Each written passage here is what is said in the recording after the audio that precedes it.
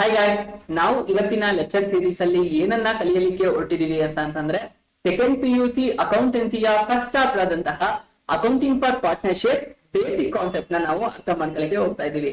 C guys, before jump into the chapter ಗೆ jump ಆಗೋಕ್ಕಿಂತ ಮುಂಚೆ ಕೆಲವು ಇನ್ಪುಟ್ಸ್ ಗಳನ್ನ ನಾನು ಕೊಡ್ಬೇಕಾಗಿದೆ. ಸಿ ಗೈಸ್, ನಾನು ಈಗಾಗಲೇ ಒಂದು 4 ಶಾರ್ಟ್ ವಿಡಿಯೋಸ್ ಗಳನ್ನ ಅಪ್ಲೋಡ್ ಮಾಡ್ತೀನಿ. ಅದು ಯಾವುದಕ್ಕೆ ಸಂಬಂಧಪಟ್ಟಿದೆ ಅಂತಂದ್ರೆ ನಿಮ್ಮ ಸಿಲೆಬಸ್ ಅನಾಲಿಸಿಸ್, ನೀವು ಏನನ್ನ ಈ ಸಲ PUC ಅಲ್ಲಿ ಸೆಕೆಂಡ್ ಇಯರ್ ಅಲ್ಲಿ ಅಕೌಂಟೆನ್ಸಿನ ಯಾವ್ಯಾವ ಚಾಪ್ಟರ್ ಗಳನ್ನ ಓದ್ತೀರಾ ಅಂತ ಅಂದ್ಬಿಟ್ಟು, ಅದಾದ್ಮೇಲೆ ಇನ್ನೂ ಒಂದು ವಿಡಿಯೋನ ಅಪ್ಲೋಡ್ ಮಾಡಿದೀನಿ. ಅದು ನಿಮ್ಮ ಓಲ್ಡ್ ಇಯರ್ ಅಲ್ಲಿ ಏನೇನನ್ನ ಯಾವ್ಯಾವ ಟೈಮ್ ಡ್ಯೂರೇಷನ್ ಅಲ್ಲಿ ಕಲಿತೀರಾ ಅಂತ ಅಂದ್ಬಿಟ್ಟು, ಇನ್ನ ಕ್ವಶನ್ ಪೇಪರ್ ಪ್ಯಾಟರ್ನ್ ಯಾವ ತರ ಇರುತ್ತೆ, ಬ್ಲೂ ಪ್ರಿಂಟ್ ಚಾಪ್ಟರ್ ವೈಸ್ ಯಾವ ತರ ಇರುತ್ತೆ ಅಂತ ಅಂದ್ಬಿಟ್ಟು 4 ವಿಡಿಯೋಗಳನ್ನ ಅಪ್ಲೋಡ್ ಮಾಡಿದೀನಿ. ಆ 4 ವಿಡಿಯೋಗಳನ್ನ ನೋಡ್ಕೊಂಡು ಈ ವಿಡಿಯೋಗೆ ಜಂಪ್ ಆಗಿ ನಿಮ್ಗೆ ಕಂಪ್ಲೀಟ್ ಆಗಿ ಇನ್ಫಾರ್ಮೇಶನ್ ಸಿಗ್ತಾ ಹೋಗುತ್ತೆ. ಅದಾದ್ಮೇಲೆ ಇದ್ರದ್ದು ಇನ್ಪುಟ್ ನಿಮ್ಗೆ ತುಂಬಾ ವ್ಯಾಲ್ಯೂಬಲ್ ಅಂತ ಅನ್ನಿಸ್ತಾ ಇರುತ್ತೆ. ಇದು ಒಂದು ಪಾರ್ಟ್ ಆಯ್ತು. ಇನ್ನೂ ಒಂದ್ ಏನಂತ ಅಂತಂದ್ರೆ, ನೀವು ಈಗಾಗಲೇ ಫಸ್ಟ್ PUC ನ ಮುಗಿಸಿ ಸೆಕೆಂಡ್ PUC ಗೆ ಬಂದಿರ್ತೀರಾ. ಫಸ್ಟ್ ಇಯರ್ PUC ಲಿ ಏನನ್ನ ಅಕೌಂಟೆನ್ಸಿಲಿ ಓದಿರ್ತೀನಿ ಅಂತ ಅಂದ್ಬಿಟ್ಟು ಒಂದು ಕ್ವಿಕ್ ರಿವಿಷನ್ ಆಗ್ಬೇಕು ಅಂತಂದ್ರೆ ಒಂದು ಶಾರ್ಟ್ ವಿಡಿಯೋನ ಮಾಡಿ ಅಪ್ಲೋಡ್ ಮಾಡಿದ್ದೀನಿ. ಯಾರಿಗೋಸ್ಕರ ಮಾಡಿದೀನಿ ಅಂತಂದ್ರೆ, ಫಸ್ಟ್ ಇಯರ್ ಸ್ಟೂಡೆಂಟ್ಸ್ ಗೋಸ್ಕರ ಅಕೌಂಟೆನ್ಸಿ ಅವರು PUC ಲಿ ಫಸ್ಟ್ ಇಯರ್ ಅಲ್ಲಿ ಏನ್ ಓದ್ತಾರೆ ಅಂತ ಅಂದ್ಬಿಟ್ಟು ಒಂದು ರೆಕಾರ್ಡ್ ಮಾಡಿ ಅಪ್ಲೋಡ್ ಮಾಡಿದೀನಿ. ನಿಮ್ಗೆ ಡಿಸ್ಕ್ರಿಪ್ಷನ್ ಅಲ್ಲೂ ಕೊಟ್ಟಿದ್ದೀನಿ, ಅಥವಾ ಇದು ಮೇಲ್ಗಡೆ ಡಿಸ್ಪ್ಲೇ ಕಾಣಿಸ್ತಿರ್ಬೋದು. ಆ ವಿಡಿಯೋವನ್ನ ನೋಡ್ಕೊಂಡು ಈ ವಿಡಿಯೋಗೆ ಜಂಪ್ ಆಗಿ ನಿಮ್ಗೆ ಕಂಪ್ಲೀಟ್ ಆಗಿ ಕ್ಲಿಯರ್ ಕಟ್ ಇನ್ಫಾರ್ಮೇಶನ್ ಸಿಗ್ತಾ ಹೋಗುತ್ತೆ.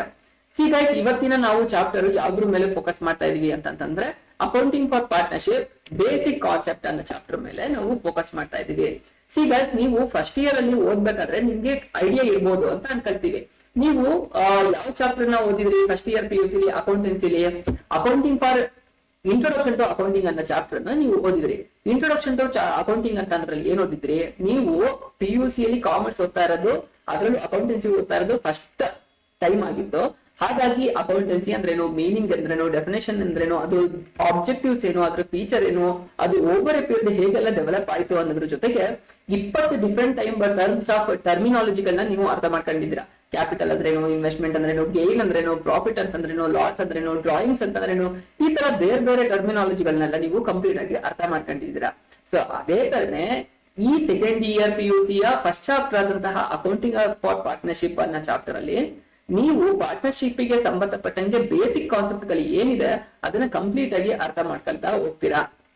ಸಿ ಗೈಸ್, ಇಲ್ಲಿ ನೋಡಿ, ಇಲ್ಲಿ accounting for partnership basic concept ಅವ್ರು ಏನ್ ಹೇಳ್ತಾ ಇದ್ರೆ, ಪಾರ್ಟ್ನರ್ಶಿಪ್ ಗೆ ಸಂಬಂಧಪಟ್ಟಂತಹ ಅಕೌಂಟಿಂಗ್ ಅಂತಂದ್ರೆ, ಪಾರ್ಟ್ನರ್ಶಿಪ್ ಅಂತಂದ್ರೆ ಕನ್ನಡದಲ್ಲಿ ಪಾಲುದಾರಿಕೆ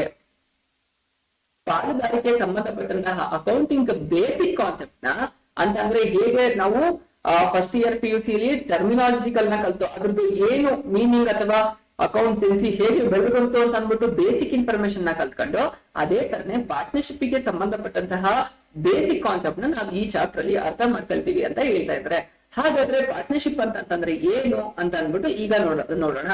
partnership section 4 of Indian partnership act of 1932, section 4 1932 partnership act ನ ಸೆಕ್ಷನ್ 4 ಪ್ರಕಾರ ಪಾರ್ಟ್ನರ್ಶಿಪ್ ಅಂದ್ರೆ ಏನು ಅಂತ ಮೀನಿಂಗ್ ನ ಹೇಳ್ತಾ ಹೋಗುತ್ತೆ. Relation between person who have agree to share the profit of the business carried by all or any of them acting for all. ಏನಂತ ಹೇಳ್ತಾ ಇದ್ರೆ, ಒಂದು ಪಾಲುದಾರಿಕಾ ಸಂಸ್ಥೆಯಲ್ಲಿ ಇಬ್ರಿಗಿಂತ ಜಾಸ್ತಿ ಜನ ಪಾಲುದಾರಿಕೆ ಅಂತಂದ್ರೆ ಅವರು ಮ್ಯೂಚುವಲ್ ಅಂಡರ್ಸ್ಟ್ಯಾಂಡಿಂಗ್ ಮಾಡ್ಕೊಂಡು ಇಷ್ಟಿಷ್ಟು ನಾವು ಇನ್ವೆಸ್ಟ್ ನ ಮಾಡ್ತೀವಿ ಅಂತ ಹೇಳ್ಬಿಟ್ಟು ಒಂದು ಬಿಸ್ನೆಸ್ ಅನ್ನ ರನ್ ಮಾಡ್ತಾರಂತೆ. ಅದನ್ನ ಪಾಲುದಾರಿಕಾ ಸಂಸ್ಥೆ ಅಂತ ಹೇಳ್ತಾ ಇದಾರಂತೆ. ಇದರಲ್ಲಿ ಪಾರ್ಟ್ನರ್ಸ್ ಹೇಗಿರ್ತಾರೆ ಕೆಲವರು ಅಂತಂದ್ರೆ, ಕೆಲವರು ಆಕ್ಟಿವ್ ಆಗಿರ್ತಾರೆ, ಇನ್ನು ಕೆಲವರು ಆಕ್ಟಿವ್ ಇರೋದಿಲ್ಲ.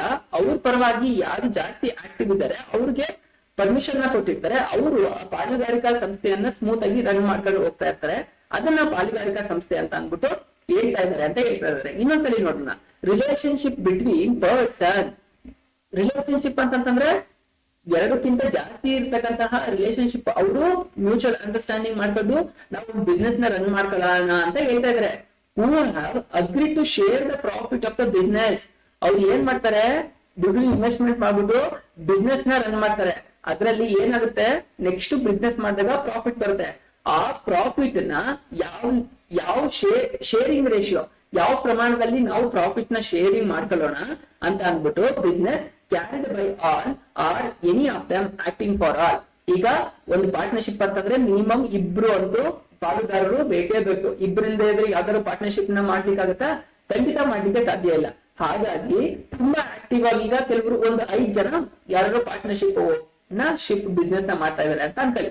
3 ಜನ, ಈ 5 ಜನನು ಬೇರೆ ಬೇರೆ ರೀತಿಯಾದಂತಹ ಕ್ಯಾಪಿಟಲ್ ನ ಇನ್ವೆಸ್ಟ್ ಮಾಡಿರ್ತಾರೆ. ಆದ್ರೆ ಈ ಇಬ್ರು ಯಾರಿರ್ತಾರಲ್ಲ ಫಸ್ಟ್ 2 ಪರ್ಸನ್ಸ್ ಗಳು, ಅವ್ರು ತುಂಬಾ ಆಕ್ಟಿವ್ ಪಾರ್ಟಿಸಿಪೇಷನ್ ಇದಾರೆ ಅಂತಂದ್ರೆ ಅವರು ಬಿಸ್ನೆಸ್ ನ ರನ್ ಮಾಡ್ತಾ ಹೋಗ್ತಾ ಇರ್ತಾರೆ. ಇಲ್ಲಿ ಏನ್ ಹೇಳ್ತಾರೆ, carried by all or any of them acting for all. ಈ 5 ಜನನು ಒಟ್ನಲ್ಲಿ ಬಿಸ್ನೆಸ್ ಪಾರ್ಟ್ನರ್ಸ್ ಗಳೇ. ಆದ್ರೆ ಆ ಬಿಸ್ನೆಸ್ ನ ಜಾಸ್ತಿ ಫೋಕಸ್ ಮಾಡಿ ಮೇನ್ ಆಗಿ ರನ್ ಮಾಡ್ತಾ ಇರೋದು ಯಾರು, ಇಬ್ರು ಆಗಿರ್ತಾರೆ. ಇವರು ಏನ್ ಮಾಡ್ತಾ ಇರ್ತಾರೆ, ಅವ್ರದ್ದು ಆಕ್ಟಿವ್ ಪಾರ್ಟಿಸಿಪೇಷನ್ 3 ಜನದ ಇರೋದಿಲ್ಲ.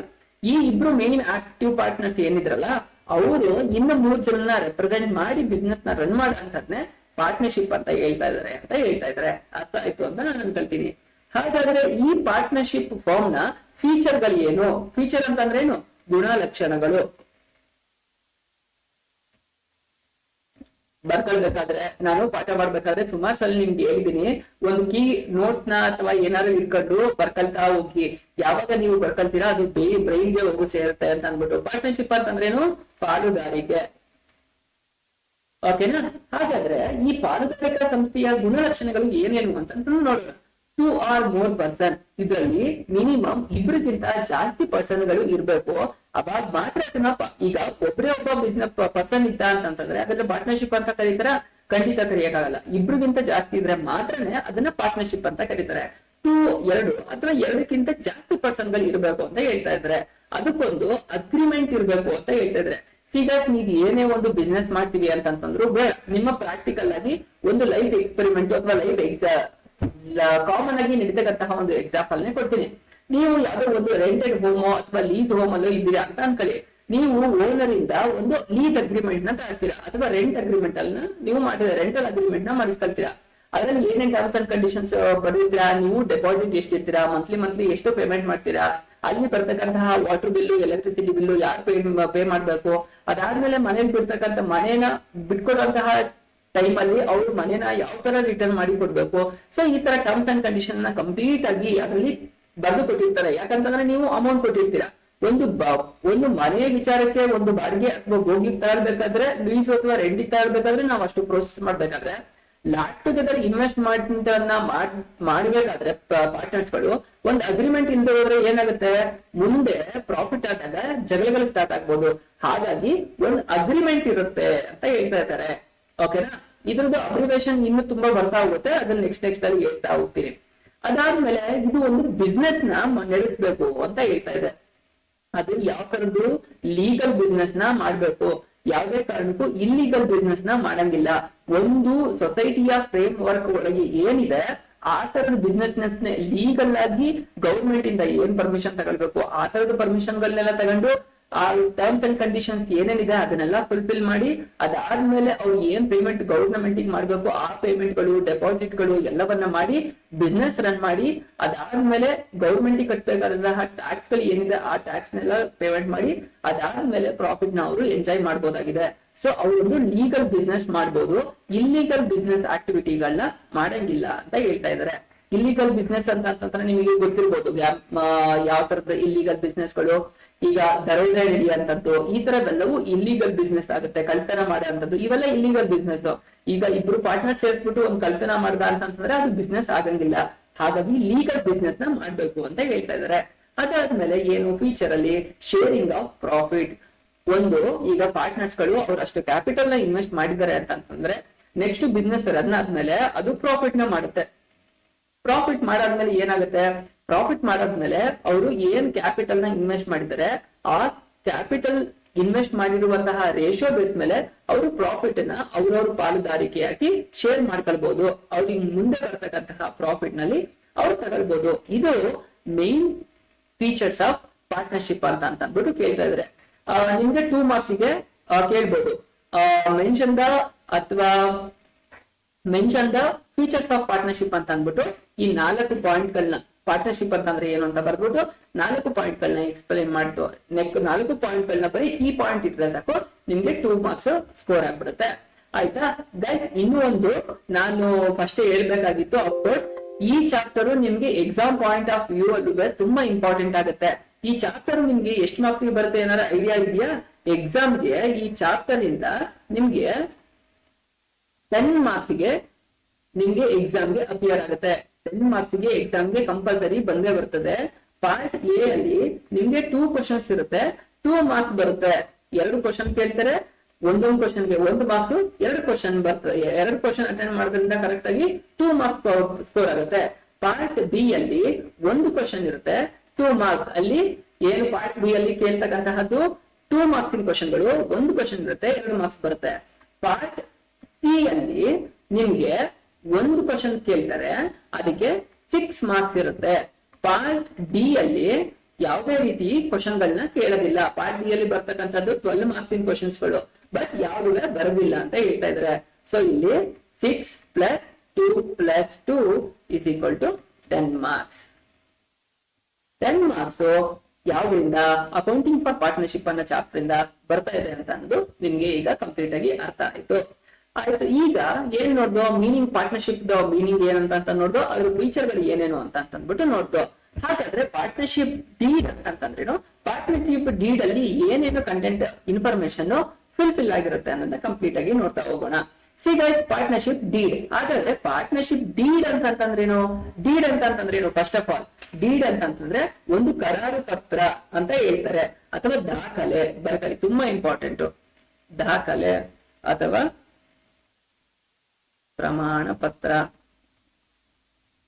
ಅಥವಾ ಆಧಾರ, ಈ ತರ ಸುಮಾರು ಟರ್ಮಿನಾಲಜಿಗಳನ್ನೇ ಕರೀತಾರೆ. ದಾಖಲೆ. ಪಾರ್ಟ್ನರ್ಶಿಪ್ ಅಂತಂದ್ರೆ ಪಾಲುದಾರಿಕಾ ಸಂಸ್ಥೆಯಲ್ಲಿ ಇರ್ತಕ್ಕಂತಹ ಒಂದು ದಾಖಲಾ ಪತ್ರ, ಆ ಪತ್ರವನ್ನ ಪಾರ್ಟ್ನರ್ಶಿಪ್ ಡೀಡ್ ಅಂತ ಕರೀತಾರೆ ಅಂತ ಹೇಳ್ತಾ ಇದ್ದಾರೆ. ಇಲ್ಲಿ ನೋಡಿ, ಇಲ್ಲಿ the document which consist the term of partnership agreement is called the partnership deed. Partnership deed ಅಂತಂದ್ರೆ ಏನು ಅಂತಂತಂದ್ರೆ ಅದೊಂದು ಡಾಕ್ಯುಮೆಂಟ್. ಅದು ಏನನ್ನ ಇನ್ಕ್ಲೂಡ್ ವಿಚ್ ಕನ್ಸಿಸ್ಟ್, ಅದು ಏನನ್ನ ಕನ್ಸಿಸ್ಟ್ ಮಾಡಿರುತ್ತೆ ಅಂತಂದ್ರೆ terms of partnership agreement. Partnership agreement ಅಲ್ಲಿ ಇರ್ತಕ್ಕಂತಹ ಟರ್ಮ್ಸ್ ಅಂಡ್ ಕಂಡೀಷನ್ ಗಳನ್ನ ಅದು ಅಗ್ರಿಮೆಂಟ್ ಅಲ್ಲಿ ಅದು ಬರ್ದಿರುತ್ತೆ. ಹಾಗಾಗಿ ಅದನ್ನ ಪಾರ್ಟ್ನರ್ಶಿಪ್ ಡೀಡ್ ಅಂತ ಕರೀತಾರೆ ಅಂತ ಹೇಳ್ತಾ ಇದಾರೆ. ಹಾಗಾದ್ರೆ ಅಂತ ಪಾರ್ಟ್ನರ್ಶಿಪ್ ಡೀಡ್ ಒಳಗೆ ಏನೇನನ್ನ ಮೆನ್ಷನ್ ಮಾಡ್ತಾರೆ ಅಂತ ಅಂದ್ಬಿಟ್ಟು 1 by 1 ನೋಡ್ತಾ ಹೋಗೋಣ. First point, name and address of the firm and it's main business. ಏನ್ ಹೇಳ್ತಾ ಇದಾರೆ? ಒಂದು ಪಾರ್ಟ್ನರ್ಶಿಪ್ ಫರ್ಮ್ ನ ಅಥವಾ ಪಾರ್ಟ್ನರ್ಶಿಪ್ ಬಿಸ್ನೆಸ್ ನ ಅದ್ರದ್ದು ನೇಮ್ ಏನು? ಈಗ 3-4 ಜನ ಶೇರ್ ಮಾಡ್ತಾ ಇದಾರೆ ಅಂತಂದ್ರೆ ಆ ಬಿಸ್ನೆಸ್ ಗೆ ಒಂದು ನೇಮ್ ಇಟ್ಟಿರ್ತಾರೆ ತಾನೆ. ಯಾಕಂತಂದ್ರೆ ಮಾರ್ಕೆಟ್ ಅಲ್ಲಿ ತುಂಬಾ ವೆರೈಟೀಸ್ ಆಫ್ ಬಿಸ್ನೆಸ್ ಗಳಿರುತ್ತೆ. ಇವರು ರೆಕಗ್ನೈಸ್ ಆಗ್ಬೇಕು ಅಂತಂದ್ರೆ ಇವ್ರದ್ದು ಏನೋ ಒಂದು ಯುನೀಕ್ನೆಸ್ ಆಗಿ ಹೆಸರುಗಳನ್ನ ಇಟ್ಕೋಬೇಕಾಗತ್ತೆ, ಕರೆಕ್ಟಾ? ಆಮೇಲೆ ಅದನ್ನ ಎಲ್ಲೆಲ್ಲೋ ನಡೆಸ್ಬಿಟ್ರೆ ಆಗೋಗ್ಬಿಡುತ್ತಾ? ಖಂಡಿತ ಇಲ್ಲ. ಒಂದು ಪ್ಲೇಸ್ ಅಂತ ಅಂದ್ಬಿಟ್ಟೋದಕ್ಕೆ ರಿಸರ್ವ್ ಆಗಿರುತ್ತೆ. ಆ ಪ್ಲೇಸ್ ಅಲ್ಲಿ ತಾನೇ ಅವ್ರು ಬಿಸ್ನೆಸ್ ನ ಮಾಡಿದ್ರು. ಹಾಗಾಗಿ ಒಂದು ಪ್ಲೇಸ್ ನ, ಒಂದು ಬಿಸ್ನೆಸ್ ನ ನೇಮ್, ಅದು ಎಲ್ಲಿ ನಡೀತಾ ಇದೆ, ಮತ್ತೆ ಏನ್ ಕೆಲಸಕ್ಕೆ ಅದ್ರದ್ದು ಮೇನ್ ಕೆಲಸ ಏನ್ ಮಾಡ್ತಾ ಇದೆ ಅನ್ನೋದನ್ನ ಮೆನ್ಷನ್ ಮಾಡ್ಬೇಕಾಗುತ್ತೆ ಯಾವ್ದು? ಪಾರ್ಟ್ನರ್ಶಿಪ್ ಡೀಡ್ ಅಲ್ಲಿ ಅಂತ ಅಂದ್ಬಿಟ್ಟು ಫಸ್ಟ್ ಪಾಯಿಂಟ್ ಹೇಳ್ತಾ ಇದ್ದಾರೆ. ಹಾಗಾದ್ರೆ ಸೆಕೆಂಡ್ ಪಾಯಿಂಟ್ ಏನು? Name and address of all partners. ಈಗ ಪಾರ್ಟ್ನರ್ಸ್ ಗಳು 2-3 ಜನ ಕಂಪಲ್ಸರಿ ಆಗಿ, 2 ಜಾಸ್ತಿ ಇರ್ಬೇಕು ಅಂತ ಅಂದ್ಬಿಟ್ಟು ನಾವು ಪಾರ್ಟ್ನರ್ಶಿಪ್ ಅಂತಂದ್ರೆ ಅರ್ಥ ಮಾಡ್ಕೊಂಡಿದೀವಿ. ಈಗ ಏನ್ ಹೇಳ್ತಿದ್ದಾರೆ ಅಂತಂದ್ರೆ ಯಾರ್ಯಾರು ಪಾರ್ಟ್ನರ್ಸ್ ಗಳು ಆ ಬಿಸ್ನೆಸ್ ಗೆ ಜಾಯಿನ್ ಆಗ್ತಿದ್ದಾರೆ ಅವ್ರು ಎಲ್ಲಾರ್ಗು ಹೆಸರು ಮತ್ತೆ ಅವ್ರ ಅಡ್ರೆಸ್ ಅದ್ರಲ್ಲಿ ಕನ್ಸಿಸ್ಟ್ ಆಗಿರುತ್ತೆ. ಪಾರ್ಟ್ನರ್ಶಿಪ್ ಡೀಡ್ ಅಲ್ಲಿ ಪಾರ್ಟ್ನರ್ಸ್ ಗಳ ಹೆಸರು, ಅಡ್ರೆಸ್ ಎಲ್ಲ ಇರುತ್ತೆ ಅಂತ ಅಂದ್ಬಿಟ್ಟು ಹೇಳ್ತಾ ಇದ್ದಾರೆ. ಯಾಕಂತಂದ್ರೆ ಯಾರ್ಯಾರು ಬಿಸ್ನೆಸ್, ಯಾರ್ಯಾರು ಪಾರ್ಟ್ನರ್ಸ್ ಆಗಿದ್ದಾರೆ ಅನ್ನೋದು ಗೊತ್ತಾಗ್ಬೇಕಾನೆ. ಮುಂದೆ ಏನೋ ತಕರಾರು ಆಯ್ತು ಅಂತಂದಾಗ ಗೊತ್ತಾಗ್ಬೇಕಾನೆ ಯಾರ್ಯಾರು ನಿಜವಾಗ್ಲೂ ಪಾರ್ಟ್ನರ್ಸ್ ಇತ್ತು ಅಂತ ಅಂದ್ಬಿಟ್ಟು. ಅಗ್ರಿಮೆಂಟ್ ಅಲ್ಲಿ ಇತ್ತು ಅಂತ ಅಂದ್ಬಿಟ್ರೆ ಈಗ ಓವರ್ ಆಗಿ ಮಾತಾಡೋದು ಬೇರೆ. ಓವರ್ ಆದಾಗ ಮಾತಾಡಿದಾಗ ಏನಾಗುತ್ತೆ? ಮೋಸ ಆಗ್ತಕ್ಕಂತಹ ಚಾನ್ಸಸ್ ಗಳು ತುಂಬಾ ಜಾಸ್ತಿ ಇರುತ್ತೆ. ಇಲ್ಲ ನಾನು ಹಂಗ ಹೇಳಿದ್ದೆ, ನೀನ್ ಹಿಂಗ್ ಹೇಳಿದ್ದೆ ಅನ್ನೋದು ಕಾನ್ಫ್ಲಿಕ್ಟ್ ಗಳು ಬಂದ್ಬಿಡುತ್ತೆ. ಆದ್ರೆ ಒಂದು ಅಗ್ರಿಮೆಂಟ್ ಅಲ್ಲಿ ಇದ್ದಾಗ ಎವಿಡೆನ್ಸ್ ಇರುತ್ತಲ್ಲ, ಒಂದು ಪ್ರೂಫ್ ಇರುತ್ತೆ. ಹಾಗಾಗಿ name and address of the partners ಅದ್ರಲ್ಲಿ ಇರ್ಬೇಕು ಅಂತ ಹೇಳ್ತಾ ಇದಾರೆ. ಹಾಗಾದ್ರೆ 3ನೇ ಪಾಯಿಂಟ್ ಏನು? Amount of capital to be contributed by each partner. ಪ್ರತಿಯೊಬ್ಬ ಪಾರ್ಟ್ನರ್ ಗಳು ಎಷ್ಟು ಕ್ಯಾಪಿಟಲ್ ಅಂತಂದ್ರೆ ಏನು? ಬಂಡವಾಳ. ಪ್ರತಿಯೊಬ್ಬ ಪಾರ್ಟ್ನರ್ ಎಷ್ಟು ಬಂಡವಾಳವನ್ನ ತರ್ತಾ ಇದ್ದಾನೆ ಅಂತ ಅನ್ನೋದನ್ನ ಅದರಲ್ಲಿ ಮೆನ್ಷನ್ ಮಾಡ್ಬೇಕಾಗತ್ತೆ ಅಂತ ಹೇಳ್ತಾ ಇದಾರೆ. 4ನೇ ಪಾಯಿಂಟ್ ಏನು? The accounting period of the firm. Accounting period of the firm of course ಇದ್ರಲ್ಲಿ ಏನಿರುತ್ತೆ ಅಂತಂದ್ರೆ ಅಕೌಂಟಿಂಗ್ ನ ಯಾವಾಗ ಸ್ಟಾರ್ಟ್ ಮಾಡ್ತಾರೆ? 1st ಏಪ್ರಿಲ್ ಇಂದ 31st ಮಾರ್ಚ್. ನೀವು ಫೈನಾನ್ಷಿಯಲ್ ಇಯರ್ ಬಗ್ಗೆ ಈಗಾಗಲೇ ನೀವು ಫಸ್ಟ್ ಇಯರ್ ಓದ್ಬೇಕಾದ್ರೆ ತಿಳ್ಕೊಂಡಿರ್ತೀರಾ. ಅಕೌಂಟಿಂಗ್ ಪೀರಿಯಡ್ ಯಾವಾಗಿಂದ ಯಾವಾಗ ಸ್ಟಾರ್ಟ್ ಆಗುತ್ತೆ ಅಂತ ಅಂದ್ಬಿಟ್ಟು 1st ಏಪ್ರಿಲ್ ಇಂದ 31st ಮಾರ್ಚ್ ಅಂತ ಅಂದ್ಬಿಟ್ಟು. ಸೊ ಆ ಅಕೌಂಟಿಂಗ್ ಪೀರಿಯಡ್ ಯಾವಾಗಿಂದ ಸ್ಟಾರ್ಟ್ ರೆಗ್ಯುಲರ್ ಆಗಿ ಬಿಸ್ನೆಸ್ ಮಾಡ್ತಾರೆ. ಈಗ 1st ಏಪ್ರಿಲ್ ಅಲ್ಲೇ ಎಲ್ಲರೂ ಬಿಸ್ನೆಸ್ ಸ್ಟಾರ್ಟ್ ಮಾಡ್ತಾರ? ಇಲ್ಲ ಅಲ್ಲ, ಇನ್ ಮಿಡಲ್ ಅಲ್ಲಿ ಮಾಡ್ತಾರೆ ಅಲ್ವಾ, ಆ ಪಾಯಿಂಟ್ ನ ನೆಕ್ಸ್ಟ್ ಬರ್ತದೆ, ಅದನ್ನ ಅರ್ಥ ಮಾಡ್ಕೊಳ್ಳುವಂತೆ. ಸೊ ಅಕೌಂಟಿಂಗ್ ಪೀರಿಯಡ್ ನ ತಗೊಂಡು ಯಾವಾಗಿಂದ ಯಾವಾಗ ತನಕ ಮಾಡ್ತಾ ಇದಾರೆ, ಜಾನ್ ಡಿಸೆಂಬರ್ ತನಕ ಮಾಡ್ತಿದಾರೋ. ಬಟ್ ಸ್ಟ್ಯಾಂಡರ್ಡ್ ಆಗಿ ಎಲ್ಲಾ ಪಾರ್ಟ್ನರ್ಶಿಪ್ ಆಗ್ಲಿ ಕಂಪನೀಸ್ ಗಳಾಗ್ಲಿ ಫಾಲೋ ಮಾಡುವಂತದ್ದು 1st ಏಪ್ರಿಲ್ ಇಂದ 31st ಮಾರ್ಚ್ ತನಕ. ಓಕೆನಾ? ಇನ್ನ 5th ಪಾಯಿಂಟ್ ಏನ್ ಹೇಳಿದ್ರೆ, the date of commencement of partnership, ಯಾವಾಗ ಪಾರ್ಟ್ನರ್ಶಿಪ್ ನ ಕಮೆನ್ಸ್ ಮಾಡ್ತಾ ಇದಾರೆ ಅನ್ನೋದು. ಈಗ ಬೇರೆ ಬೇರೆ ಮಂತ್ ಅಲ್ಲಿ ಕೆಲವರು ಜಾನ್ವರಿ ಸ್ಟಾರ್ಟ್ ಮಾಡ್ಬೋದು, ಫೆಬ್ರವರಿ, ನಮ್ಗೆ 12 ಮಂತ್ಸ್ ಇದೆ. 12 ಮಂತ್ಸ್ ಅಲ್ಲಿ ಯಾವಾಗ ಬೇಕಾದ್ರೂ ಮಾಡ್ಬೋದು, ಮಾರ್ಚ್ ಮಂತ್ ಅಲ್ಲೂ ಬೇಕಾದ್ರೆ ಮಾಡ್ಬೋದು. ಸೊ ಯಾವ್ದೇ ರೀತಿ ರಿಸ್ಟ್ರಿಕ್ಷನ್ಸ್ ಇರೋದಿಲ್ಲ. ಬಟ್ ಯಾವಾಗ ಬಿಸ್ನೆಸ್ ಕಮೆನ್ಸ್ ಆಗ್ತಿದೆ, commence is nothing but business ಯಾವಾಗ ಸ್ಟಾರ್ಟ್ ಆಗ್ತಿದೆ ಅಂತ ಅನ್ನೋದು ಅದರಲ್ಲಿ ಮೆನ್ಷನ್ ಮಾಡ್ಬೇಕಾಗತ್ತೆ. ಯಾಕಂದ್ರೆ ಎಷ್ಟು ಈಗ ಯಾವ್ದೋ ಒಂದು ಬಿಸ್ನೆಸ್ ಪಾರ್ಟ್ನರ್ಶಿಪ್ ಬಿಸ್ನೆಸ್ ನಡೀತಾ ಇರುತ್ತೆ ಅಂತ ಅನ್ಕೊಳ್ಳಿ, ಅದೊಂದು 5 years ನಡೀತಿತ್ತು ಅಂತ ಅನ್ಕೊಳ್ಳಿ, ಯಾವುದೇ ರೀತಿಯಾದಂತಹ ಅಗ್ರಿಮೆಂಟ್ ಇಲ್ಲ ಅಂತಂದ್ರೆ, ಈಗ ಏನೋ ಪ್ರಾಬ್ಲಮ್ ಆಯ್ತು, ಅದು ಕೋರ್ಟಿಗೆ ಕೆಲಸ ಹೋಯ್ತು ಅಂತ, ಕೋರ್ಟಿಗೆ ಹೋಗ್ತು ಕೇಸ್ ಅಂತ ಅಂದಾಗ ಒಂದು ಅಗ್ರಿಮೆಂಟ್ ಇದ್ರೆ ನಿಮ್ಗೆ ತೋರ್ಸಕ್ಕೆ ಸ್ಟಾರ್ಟ್ ಆಗುತ್ತೆ. ಒಬ್ಬ ಹೇಳ್ತಾನೆ 5 ವರ್ಷ ಆಯ್ತು ಬಿಸ್ನೆಸ್ ಸ್ಟಾರ್ಟ್ ಆಗಿ ಅಂತ, ಇನ್ನೊಬ್ಬ ಹೇಳ್ತಾನೆ 10 ವರ್ಷ ಸ್ಟಾರ್ಟ್ ಆಗಿ. ಇದು ಕಾನ್ಫ್ಲಿಕ್ಟ್ ಕ್ರಿಯೇಟ್ ಆಗುತ್ತಲ್ಲ, ಹಾಗೆ ಜಡ್ಜ್ಮೆಂಟ್ ಗೆ ಬರ್ಲಿಕ್ಕೆ ಆಗಿಲ್ಲ. ಹಂಗಾಗಿ ಅದ್ರಲ್ಲಿ ಏನಂತಂದ್ರೆ ಪಾರ್ಟ್ನರ್ಶಿಪ್ ನ ಯಾವಾಗ ಕಮೆನ್ಸ್ ಮಾಡ್ತಿದ್ದಾರೆ, ಸ್ಟಾರ್ಟ್ ಮಾಡ್ತಿದ್ದಾರೆ ಅನ್ನೋದನ್ನ ಡೇಟ್ ನ ಮೆನ್ಷನ್ ಮಾಡ್ಬೇಕಾಗಿದೆ ಅಂತ ಅಂದ್ಬಿಟ್ಟು ಹೇಳ್ತಾ ಇದ್ದಾರೆ. Rules regarding operation of bank account, ಇದು ತುಂಬಾ ಇಂಪಾರ್ಟೆಂಟ್ ಗೈಸ್. ಏನ್ ಹೇಳ್ತಾ ಇದಾರೆ, ಈಗ ಒಂದು ಯಾವುದೇ ಬಿಸ್ನೆಸ್ ಆಗ್ಲಿ, ಸೋಲ್ ಪ್ರೊಪರೈಟರೇ ಆಗ್ಲಿ ಅಥವಾ ಪಾರ್ಟ್ನರ್ಶಿಪ್ ಬಿಸ್ನೆಸ್ ಆಗ್ಲಿ, ಯಾವ್ದ್ರಲ್ಲಿ ಆದ್ರೂ ಒಂದು ಬ್ಯಾಂಕ್ ಅಕೌಂಟ್ ಅಂತೂ ಇರ್ಲೇಬೇಕಾ. ಏನಕ್ಕೆ ಅಂತಂದ್ರೆ ಅವ್ರಿಗೆ ಬರ್ತಕ್ಕಂತಹ ಆನ್ಲೈನ್ ಅಲ್ಲಿ ರಿಸೀವ್ ಆಗಂತಹ ಪೇಮೆಂಟ್ ಗಳೆಲ್ಲವೂ ಬ್ಯಾಂಕಿಗೆ ಬರೋಂತದ್ದ. ಚೆಕ್ ಅಲ್ಲಿ ಪೇಮೆಂಟ್ ಮಾಡಿರ್ಲಿ ಅಥವಾ ಚೆಕ್ ಇಂದ ಅದು ಅಮೌಂಟ್ ಹಾಕಿರ್ಲಿ ಅಂತಂದ್ರೆ ಅದನ್ನ ಬ್ಯಾಂಕಿಗೆ ನಾವು ಕಂಪಲ್ಸರಿ ಡೆಪಾಸಿಟ್ ಮಾಡ್ಬೇಕಾ. ಹಾಗಾಗಿ ಅಂತ ಟೈಮ್ ಅಲ್ಲಿ ಬ್ಯಾಂಕ್ ಅಕೌಂಟ್ ಇರ್ಲೇಬೇಕಾಗತ್ತೆ. ಈ ಪಾರ್ಟ್ನರ್ಶಿಪ್ ಬಿಸ್ನೆಸ್ ಅಲ್ಲಿ ಏನಾಗುತ್ತೆ ಅಂತಂದ್ರೆ, ಈಗ 5 ಜನ ಪಾರ್ಟ್ನರ್ಸ್ ಇರ್ತಾರೆ ಅಂತ ಅನ್ಕೊಳ್ಳಿ, ಯಾವ್ದೋ ಒಂದು ಪೇಮೆಂಟ್ ಆಗಿರುತ್ತೆ. ಪೇಮೆಂಟ್ ಏನೋ ಪರ್ಚೇಸ್ ಮಾಡಿರ್ತೀವಿ, ಒಂದು ಮೆಷಿನರಿನೋ ಏನೋ ಸಮಥಿಂಗ್ ಏನೋ ನಾವು ಪರ್ಚೇಸ್ ಮಾಡಿರ್ತೀವಿ ಆಫೀಸ್ ಮೆಟೀರಿಯಲ್ಗೋಸ್ಕರ ಅಂತ ಅಂದ್ಬಿಟ್ಟು. ಅವಾಗ ಪೇಮೆಂಟ್ ಮಾಡ್ಬೇಕಾಗುತ್ತೆ. ಪೇಮೆಂಟ್ ಬ್ಯಾಂಕ್ ಥ್ರೂ ಮಾಡ್ಬೇಕಾಗುತ್ತೆ. ಬ್ಯಾಂಕ್ ಥ್ರೂ ಅಂತಂದ್ರೆ ಏನು, ಚೆಕ್ ಇಶ್ಯೂ ಮಾಡ್ತಾರೆ ಅಂತ ಅನ್ಕೊಳ್ಳಿ. ಚೆಕ್ ಇಶ್ಯೂ ಮಾಡ್ಬೇಕಾದ್ರೆ ಆ ಚೆಕ್ ಮೇಲೆ ಮೇನ್ ಆಗಿ ಪ್ರೆಸಿಡೆಂಟ್ ಅಥವಾ ಚೇರ್ಮನ್ ಯಾರು ಒಬ್ರು ಅಥವಾ ಇಬ್ರು ಸೈನ್ ಮಾಡಿದ್ರೆ ಸಾಕು ಅಂತ ಅಂದ್ಬಿಟ್ಟು ಬ್ಯಾಂಕ್ ಅಲ್ಲಿ ಮುಂಚೆನೆ ಇನ್ಫಾರ್ಮೇಶನ್ ನ ಹೇಳಿರ್ತಾರೆ. ಇಬ್ರು ಸೈನ್ ಮಾಡಿದ್ರೆ, ಈ ಪಾರ್ಟ್ನರ್ಶಿಪ್ ಅಲ್ಲಿ 5 ಜನ ಇದಾರೆ, ಬಟ್ ಈ ಚೆಕ್ ಪ್ರೋಸೆಸ್ ಆಗ್ಬೇಕು ಅಂತಂದ್ರೆ ಇಬ್ರು ಸಿಗ್ನೇಚರ್ ಸಾಕು ಅಂತ ಅಂದ್ಬಿಟ್ಟು ಅವ್ರು ಏನಾದ್ರು ಅದನ್ನ ಮಾಡಿ ಕೊಟ್ರೆ, ಅಥವಾ ಬ್ಯಾಂಕಿಗೆ ಅವರು ಆ ಒಂದು ಏನನ್ನ ಕ್ಲೀನ್ ಆಗಿ ಕಂಪ್ಲೀಟ್ ಆಗಿ ಅದನ್ನ ಡ್ರಾಫ್ಟ್ ಮಾಡಿ ಡಾಕ್ಯುಮೆಂಟ್ ನ ಸಬ್ಮಿಟ್ ಮಾಡಿದ್ರು, ಸೈನ್ ಎಲ್ಲಾರು ಹಾಕಿ ಸೈನ್ ಹಾಕ್ಬಿಟ್ಟು ಕೊಟ್ರು ಅಂತಂದ್ರೆ, ಇಬ್ರು ಯಾರು ಚೇರ್ಮನ್ ಮತ್ತೆ ಪ್ರೆಸಿಡೆಂಟ್ ಅವರು ಸೈನ್ ಹಾಕೊಟ್ರೆ ಅದು ಪ್ರೋಸೆಸ್ ಆಗುತ್ತೆ. ಹಾಗಾಗಿ rules regarding operation of bank account ನ ಆಪರೇಷನ್ ಮಾಡ್ಬೇಕಾದ್ರೆ ಅದಕ್ಕೆ ಇರ್ತಕ್ಕಂತಹ ರೂಲ್ಸ್ ಅಂಡ್ ರೆಗ್ಯುಲೇಷನ್ಸ್ ಗಳನ್ನ ಹೇಗೆ ನಾವು ಮಾಡ್ತಾ ಹೋಗ್ತೀವಿ ಅನ್ನೋದನ್ನ ಕೂಡ ಮೆನ್ಷನ್ ಮಾಡಿಸ್ಬೇಕಾಗುತ್ತೆ ಅನ್ನೋದು 6 ಪಾಯಿಂಟ್ ಹೇಳ್ತಾ ಇದಾರೆ. 7th ಪಾಯಿಂಟ್ ಏನು, profit and loss sharing ratio. ಇವರು ಬಹಳಷ್ಟು ಮುಂದುಗಡೆ ಏನಾಗುತ್ತೆ, ಮುಂದೆ ಪ್ರಾಫಿಟ್ ಆಗುತ್ತೆ ಅಂತ ಅನ್ಕೊಳ್ಳಿ ಅಥವಾ ಲಾಸ್ ಆಯ್ತು ಅಂತ ಅನ್ಕೊಳ್ಳಿ, ಅವಾಗ ಅದನ್ನ ಯಾವ ರೇಷಿಯೋದಲ್ಲಿ ಶೇರ್ ಮಾಡ್ಕೊಳ್ಬೇಕು. ಈಗ ಒಬ್ಬ 5 ಜನ ಇರ್ತಾರೆ, ಅದಕ್ಕೆ ಬೇರೆ ಬೇರೆ ಒಬ್ಬ 1 ಲಕ್ಷ ತಂದಿರ್ಬೋದು, ಇನ್ನೊಬ್ಬ 2 ಲಕ್ಷ ತಂದ್ಬೋದು, ಇನ್ನೊಬ್ಬ 5 ಲಕ್ಷ ತಂದಿರ್ಬೋದು. ಸೊ ಮುಂದೆ ಪ್ರಾಫಿಟ್ ಬಂದಾಗ ಅವ್ರು ಏನೇನ್ ತಂದಿರ್ತಾರಲ್ಲ, ಅಥವಾ ಅವ್ರ ಮ್ಯೂಚುವಲ್ ಅಂಡರ್ಸ್ಟ್ಯಾಂಡಿಂಗ್ ಏನ ಮಾಡ್ಕೊಂಡು ಅವರು ಪ್ರಾಫಿಟ್ ಶೇರ್ ನ ಮಾಡ್ಕೊಳ್ಬಹುದು ಅಂತ ಅನ್ಕೊಂಡಿರ್ತಾರೆ. ಆ ಪ್ರಾಫಿಟ್ ಶೇರಿಂಗ್ ರೇಷಿಯೋದಲ್ಲಿ ಅವರು ಪ್ರಾಫಿಟ್ ನ ಶೇರ್ ಮಾಡ್ಕೊಳ್ಬಹುದಾಗಿದೆ ಅನ್ನೋದನ್ನ 7 ಪಾಯಿಂಟ್ ಅಲ್ಲಿ ಹೇಳ್ತಾ ಇದ್ದಾರೆ. ಹಾಗಾದ್ರೆ 8 ಪಾಯಿಂಟ್ ಏನು, rate of interest on capital loan drawing. Rate of interest ಏನು, ಈಗ ಬಿಸ್ನೆಸ್ ಗೆ ಅಮೌಂಟ್ ನ ಇನ್ವೆಸ್ಟ್ಮೆಂಟ್ ಮಾಡಿರೋರು ಯಾರು, ಪಾರ್ಟ್ನರ್ಸ್ ಗಳು. ಈಗ ಆ ಪಾರ್ಟ್ನರ್ಸ್ ಗಳು ಏನ್ ಮಾಡ್ತಾ ಇದಾರೆ, ಅಮೌಂಟ್ ನ ಬೇರೆ ಬೇರೆ ರೇಷಿಯೋದಲ್ಲಿ ಅವ್ರವರು ತಂದು ಬಿಸ್ನೆಸ್ ಗೆ ಹಾಕ್ತಾ ಇದ್ದಾರೆ. ಬಿಸ್ನೆಸ್ ಏನಂತ ಕನ್ಸಿಡರ್ ಮಾಡುತ್ತೆ, ಆ ಕೊಟ್ಟಿರ್ತಕ್ಕಂತಹ ಅಮೌಂಟ್ ಬಿಸ್ನೆಸ್ ಅದನ್ನ ಲಯಬಿಲಿಟಿ ಅಂತ ಕನ್ಸಿಡರ್ ಮಾಡುತ್ತೆ. ಅಂತಂದ್ರೆ ಅವರಿಂದ ತಗೊಂಡಿದೆ, ನನಗೆ ಲಯಬಿಲಿಟಿ ಅಂತಂದ್ರೆ ಅದು ಹೊಣೆಗಾರಿಕೆ ಹೊರೆ ಇದೆ, ಅದನ್ನ ಅವ್ರಿಗೆ ವಾಪಸ್ ಕೊಡ್ಬೇಕು ವಿತ್ ಇಂಟ್ರೆಸ್ಟ್. ಆ ತರ ಕೊಡದಿದ್ರೆ ಕ್ಯಾಪಿಟಲ್ ಗೆ ಎಗೇನೆಸ್ಟ್ ಇಂಟ್ರೆಸ್ಟ್ ನ ಅವ್ರಿಗೆ ಪೇಮೆಂಟ್, ಪಾರ್ಟ್ನರ್ಸ್ ಇನ್ವೆಸ್ಟ್ ಮಾಡಿರಂತಹ ಕ್ಯಾಪಿಟಲ್ ಗೆ ಬಿಸ್ನೆಸ್ ವಾಪಸ್ ಅದಕ್ಕೆ ಇಂಟ್ರೆಸ್ಟ್ ಕೊಡ್ತಿದ್ರೆ, ಆ ಇಂಟ್ರೆಸ್ಟ್ ನ ಕ್ಯಾಪಿಟಲ್ ಮೇಲೆ ಕೊಡ್ತಕ್ಕಂತಹ ಇಂಟ್ರೆಸ್ಟ್ ನ ಯಾವ ತರ ಕೊಡ್ತಾರೆ. ಇಫ್ ಸಪೋಸ್ ಅದರ ಪಾರ್ಟ್ನರ್ಸ್ ಬಿಸ್ನೆಸ್ ಗೆ ಲೋನ್ ಕೊಟ್ರು ಅಂತಂದ್ರೆ ಅದಕ್ಕೆ ಇಂಟ್ರೆಸ್ಟ್ ರೇಟ್ ನ ಯಾವ ತರ ಕೊಡುತ್ತೆ ಅಂತ ಅಂದ್ಬಿಟ್ಟು ನೋಡ್ತಾ ಅಂತ ಮೆನ್ಷನ್ ಮಾಡ್ಬೇಕಾಗತ್ತೆ. ಹಾಗೆ ಡ್ರಾಯಿಂಗ್ಸ್ ಅಂತಂದ್ರೆ ಏನು, ಡ್ರಾಯಿಂಗ್ಸ್ ಅಂತಂದ್ರೆ ಚಿತ್ರ ಅಲ್ಲ. ಈಗಾಗಲೇ ಫಸ್ಟ್ PUC ತುಂಬಾ ಚೆನ್ನಾಗಿ ಕಲ್ತಿದ್ದೀರಾ. ಡ್ರಾಯಿಂಗ್ಸ್ ಅಂತಂದ್ರೆ ಒಬ್ಬ ಪಾಲುದಾರ ಅಥವಾ ಪಾರ್ಟ್ನರ್ ತಾನು ಒಂದಷ್ಟು ಇನ್ವೆಸ್ಟ್ಮೆಂಟ್ ಅನ್ನ ಮಾಡಿರ್ತಾನೆ. ಅವನಿಗೆ ಎಮರ್ಜೆನ್ಸಿ ಇರ್ತಕ್ಕಂತಹ ಸಿಚುವೇಶನ್ ಅಲ್ಲಿ ಆ ಅಮೌಂಟ್ ಅನ್ನ ಅವನು ವಾಪಸ್ ವಿತ್ಡ್ರಾ ಮಾಡ್ಕೊಂಡು ಅವನ ಪರ್ಸನಲ್ ಯೂಸಿಗೋ ಅಥವಾ ಅವನಿಗೇನೋ ಎಮರ್ಜೆನ್ಸಿಗೋಸ್ಕರ ತಗೋಗ್ತಾನಲ್ಲ ಅದನ್ನ ಡ್ರಾಯಿಂಗ್ಸ್ ಅಂತ ತಗೊಳ್ತಾನೆ. ಆ ಡ್ರಾಯಿಂಗ್ಸ್ ತಗೊಂಡಂತ ಸಂದರ್ಭದಲ್ಲಿ ಅವನು ಈಗ ಬಿಸ್ನೆಸ್ ಇನ್ವೆಸ್ಟ್ ಮಾಡಿದಾಗ ಆ ಬಿಸ್ನೆಸ್ ಏನಂತ ಕನ್ಸಿಡರ್ ಮಾಡ್ತು, ಬಿಸ್ನೆಸ್ ಲಯಬಿಲಿಟಿ ಅಂತ ಕನ್ಸಿಡರ್ ಮಾಡ್ತು, ಅದಕ್ಕೆ ಆ ಕ್ಯಾಪಿಟಲ್ಗೆ ಇಂಟ್ರೆಸ್ಟ್ ನ ಕೊಡ್ತಾ ಇತ್ತು. ಈಗ ಹಾಕಿರ್ತಕ್ಕಂತಹ ಇನ್ವೆಸ್ಟ್ಮೆಂಟ್ ನ ಅವ್ನು ವಾಪಸ್ ತಗೋದ ಅಂತಂದ್ರೆ ಬಿಸ್ನೆಸ್ಗೂ ಕೂಡ ಅವನು ಇಂಟ್ರೆಸ್ಟ್ ನ ಕಟ್ಟಬೇಕಾಗತ್ತೆ. ಸೊ ಆ ರೇಟ್ ಆಫ್ ಇಂಟ್ರೆಸ್ಟ್ ಈ ಬೇರೆ ಬೇರೆ ಸಿಚುವೇಶನ್ ಅಲ್ಲಿ ಯಾವ ತರ ಇರುತ್ತೆ ಅನ್ನೋದನ್ನ ಕೂಡ ಮೆನ್ಷನ್ ಮಾಡ್ಬೇಕು ಅಂತ ಅಂದ್ಬಿಟ್ಟು ಈ 8 ಪಾಯಿಂಟ್ ಹೇಳುತ್ತೆ. ಅರ್ಥ ಆಗ್ತಾ ಇದೆ ಅಂತ ಅನ್ಕೊಳ್ತೀನಿ ಗೈಸ್. 9th ಪಾಯಿಂಟ್ ಏನ್ ಹೇಳ್ತಾ ಇದ್ದಾರೆ ಅಂದ್ರೆ mode of auditors appointment if any.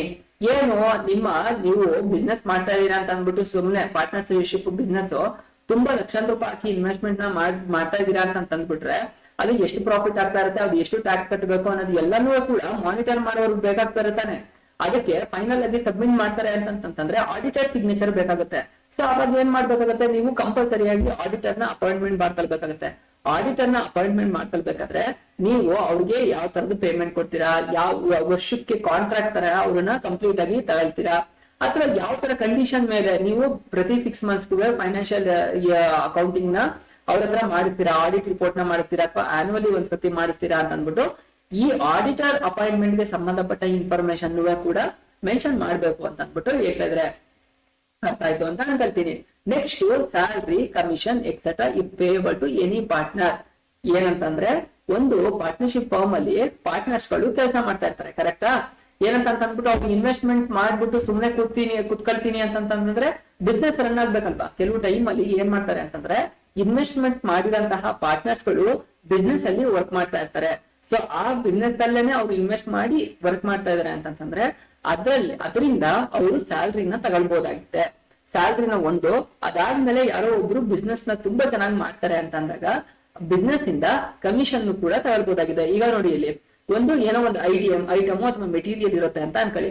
ಆ ಮೆಟೀರಿಯಲ್ ನ ಆ ಬಿಸ್ನೆಸ್ ಪಾರ್ಟ್ನರ್ ಏನ್ ಮಾಡ್ತಾನೆ, ನಾವು ಇಷ್ಟು ನಮ್ಮ ಕ್ವಾಂಟಿಟಿ ಪ್ರೊಡ್ಯೂಸ್ ಆಗ್ತಾ ಇದೆ ನಮ್ಮ ಮ್ಯಾನುಫ್ಯಾಕ್ಚರಿಂಗ್ ಯೂನಿಟ್ ಅಲ್ಲಿ, ಇದನ್ನ ನಾನು ಮಾರ್ಕೊಡ್ತೀನಿ ಇಂಥ ರೇಟ್ಗೆ, ಅವಾಗ ನನಗೆ ಇಷ್ಟು ಕಮಿಷನ್ ನ ಕೊಡಿ ಅಂತ ಅಂದ್ಬಿಟ್ಟು ಕೇಳ್ತಾರೆ. ಅವಾಗ ಪಾರ್ಟ್ನರ್ಸ್ ಒಪ್ಪಿಗೆ ಮಾಡಿದ್ರು ಅಂತಂದ್ರೆ ಅವನಿಗೆ ಕಮಿಷನ್ ನ ಕೊಟ್ಟು, ಕಮಿಷನ್ ಅಂತಂದ್ರೆ ದಲ್ಲಾಳಿ ಅಮೌಂಟ್ ನ ಕೊಟ್ಟು ಒಂದು ಪ್ರಾಡಕ್ಟ್ ಗೆ ಇಷ್ಟು, ಈಗ ಒಂದು ಪ್ರಾಡಕ್ಟ್ ಏನೋ ಇದೆ ಅದಕ್ಕೊಂದು 1,000 ರೂಪಾಯಿ ಇದೆ, 10% ಕಮಿಷನ್ ಕೊಡಿ ಅಂತಂದ್ರೆ ಅವನು ಒಂದು ಪ್ರಾಡಕ್ಟ್ ನ ಅವ್ನ್ ಮಾರ್ಗ ಅಂತಂದ್ರೆ 1,000 ರೂಪಾಯಿ ಆಯ್ತು ವ್ಯಾಪಾರ ಮಾಡಿದ್ದು, ಅದ್ರಲ್ಲಿ 10% ಅಂತಂದ್ರೆ 100 rupees ನ ಅವನಿಗೆ ಕಮಿಷನ್ ಆಗಿ ಕೊಡ್ಬೇಕಾಗುತ್ತೆ. ಸೊ ಈ ತರದ್ದು ಕಮಿಷನ್ ಅಥವಾ ಸ್ಯಾಲ್ರಿ ಏನಾದ್ರೂ ಆ ಪಾರ್ಟ್ನರ್ಶಿಪ್ ಕೊಡ್ತಾ ಇರ್ತಾರೆ ಅಂತಂದ್ರೆ ಅದನ್ನ ಮೆನ್ಷನ್ ಮಾಡ್ಬೇಕು, ಯಾರಲ್ಲಿ ಪಾರ್ಟ್ನರ್ಶಿಪ್ ಡೀಡ್ ಅಲ್ಲಿ ಮೆನ್ಷನ್ ಮಾಡ್ಬೇಕು ಅಂತ ಹೇಳ್ತಾ ಇದ್ದಾರೆ. Next the rights, duties and liabilities of each partner. ಏನ್ ಹೇಳ್ತಾ ಇದಾರೆ, ಪಾಲುದಾರಿಕಾ ಸಂಸ್ಥೆಯಲ್ಲಿ ಇರ್ತಕ್ಕಂತಹ ಪ್ರತಿಯೊಬ್ಬ ಪಾಲುದಾರನದುವೆ ರೈಟ್ಸ್, ಡ್ಯೂಟೀಸ್ ಮತ್ತೆ ಲಯಬಿಲಿಟೀಸ್. ರೈಟ್ಸ್ ಅಂತಂದ್ರೆ ಏನು, ಹಕ್ಕುಗಳು, ಬರ್ಕಳಿ ತುಂಬಾ ಇಂಪಾರ್ಟೆಂಟ್ ಹಕ್ಕುಗಳು. ಡ್ಯೂಟೀಸ್ ಅಂತಂದ್ರೆ ಏನು, ಡ್ಯೂಟೀಸ್ ಅಂತಂದ್ರೆ ಜವಾಬ್ದಾರಿಗಳು.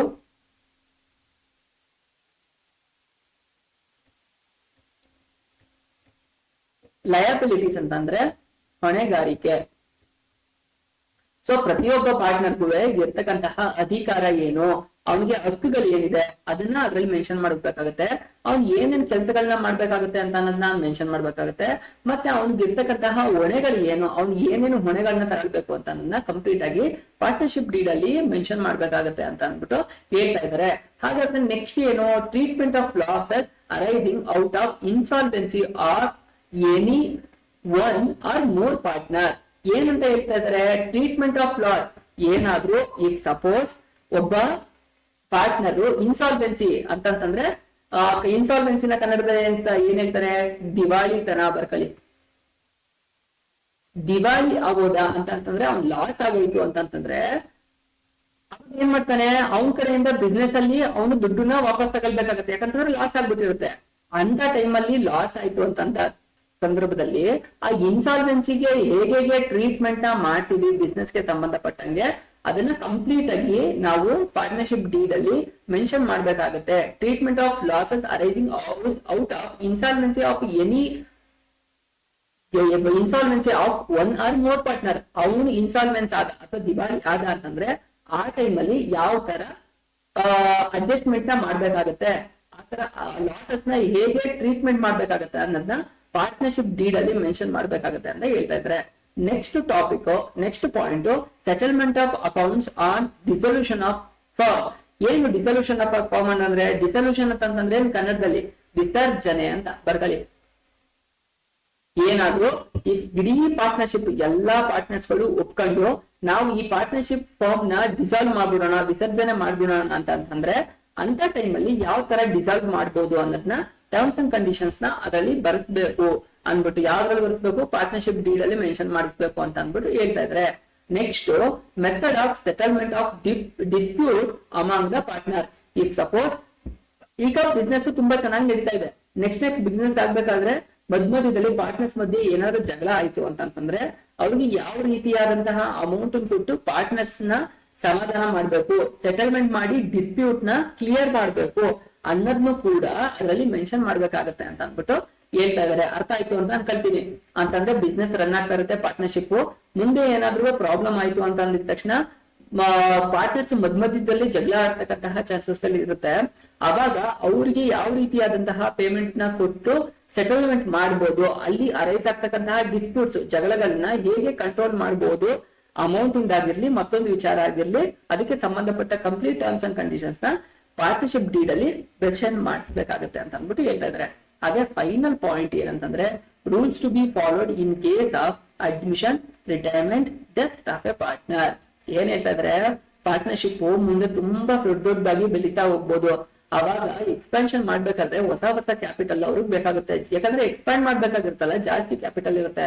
ಆ ತರ ಸಂದರ್ಭದಲ್ಲಿ ಏನಾದ್ರೂ ಹೊಸ ಪಾರ್ಟ್ನರ್ ನ ಅವರು ಜಾಯಿನ್ ಮಾಡ್ಕೊಳ್ತಾ ಇದ್ದಾರೆ ಬಿಸ್ನೆಸ್ಗೆ ಅಂತಂದ್ರೆ ಆಗ ಅವ್ರಿಗೆ ಕೊಡ್ತಕ್ಕಂತಹ ಪ್ರಾಫಿಟ್ ಶೇರಿಂಗ್ ರೇಷಿಯೋ ಆಗಿರ್ಬೋದು, ಕ್ಯಾಪಿಟಲ್ ಇನ್ವೆಸ್ಟ್ಮೆಂಟ್ ರೇಷಿಯೋ ಏನೇನ್ ಪ್ರಮಾಣದಲ್ಲಿ ತರ್ತಾರೆ ಅನ್ನೋದನ್ನ ಕಂಪ್ಲೀಟ್ ಆಗಿ ಒಬ್ಬ ಪಾರ್ಟ್ನರ್ ಅಡ್ಮಿಷನ್ ಆಗ್ಬೇಕಾದ್ರೆ ಅಥವಾ ಪಾರ್ಟ್ನರ್ ಒಬ್ಬ ಪಾರ್ಟ್ನರ್ಶಿಪ್ ಇಂದ ಬಿಟ್ಟು ಹೋಗ್ಬೇಕಾದ್ರೆ ಅಥವಾ ಯಾರಾದ್ರೂ ಮಧ್ಯದಲ್ಲಿ ಎಕ್ಸ್ಪೈರ್ ಆಯ್ತು ಅಂತಂದ್ರೆ ಅಂತ ಟೈಮ್ ಅಲ್ಲಿ ಹೇಗೆ ಟ್ರೀಟ್ಮೆಂಟ್ ನ ಮಾಡ್ಬೇಕಾಗತ್ತೆ ಅನ್ನೋದನ್ನ ಕಂಪ್ಲೀಟ್ ಆಗಿ ಮೆನ್ಷನ್ ಮಾಡ್ಬೇಕಾಗತ್ತೆ. ಯಾವ್ದ್ರಲ್ಲಿ, ಪಾರ್ಟ್ನರ್ಶಿಪ್ ಡೀಡ್ ಅಲ್ಲಿ ಮೆನ್ಷನ್ ಮಾಡ್ಬೇಕಾಗತ್ತೆ ಅಂತ ಅಂದ್ಬಿಟ್ಟು ಹೇಳ್ತಿದಾರೆ. ಸೀಗೈಸ್ ಇಷ್ಟು ಪಾರ್ಟ್ನರ್ಶಿಪ್ ಡೀಡ್ ಒಳಗೆ ಏನೇನಿರುತ್ತೆ ಅಂತ ಅಂದ್ಬಿಟ್ಟು 15 ಪಾಯಿಂಟ್ ನ ಕಂಪ್ಲೀಟ್ ಆಗಿ ನಾನು ಎಕ್ಸ್ಪ್ಲೈನ್ ಮಾಡಿದ್ದೀನಿ. ನಿಮ್ಗೆ ಇನ್ನೂ ಒಂದ್ ಏನಾದ್ರು ಡೌಟ್ ಇತ್ತು ಅಂತಂದ್ರೆ ಲೇಟರ್ ಆನ್ ನೀವು ಕೇಳ್ಬೋದು. ಈಗ ಒಂದು ಪಾರ್ಟ್ನರ್ಶಿಪ್ ಡೀಡ್ ಅಲ್ಲಿ ಒಂದು ಅಗ್ರಿಮೆಂಟ್ ಇದ್ರೆ ಅದ್ರಲ್ಲಿ ಏನೇನ್ ಮೆನ್ಷನ್ ಮಾಡ್ತಿದ್ರು, ಏನೇನ್ ಮಾಡಿದೆ ಅಂತ ಅಂದ್ಬಿಟ್ಟು ಕಂಪ್ಲೀಟ್ ಆಗಿ ನಿಮ್ಗೆ ಅರ್ಥ ಆಯ್ತು. ಹಾಗಾದ್ರೆ Indian partnership act of same act ಅಲ್ಲಿ if Indian partnership act of 1932 relate to partnership account if there is no deed. ಏನಾದ್ರೂ ಒಂದು ಡೀಡ್ ಇಲ್ಲ.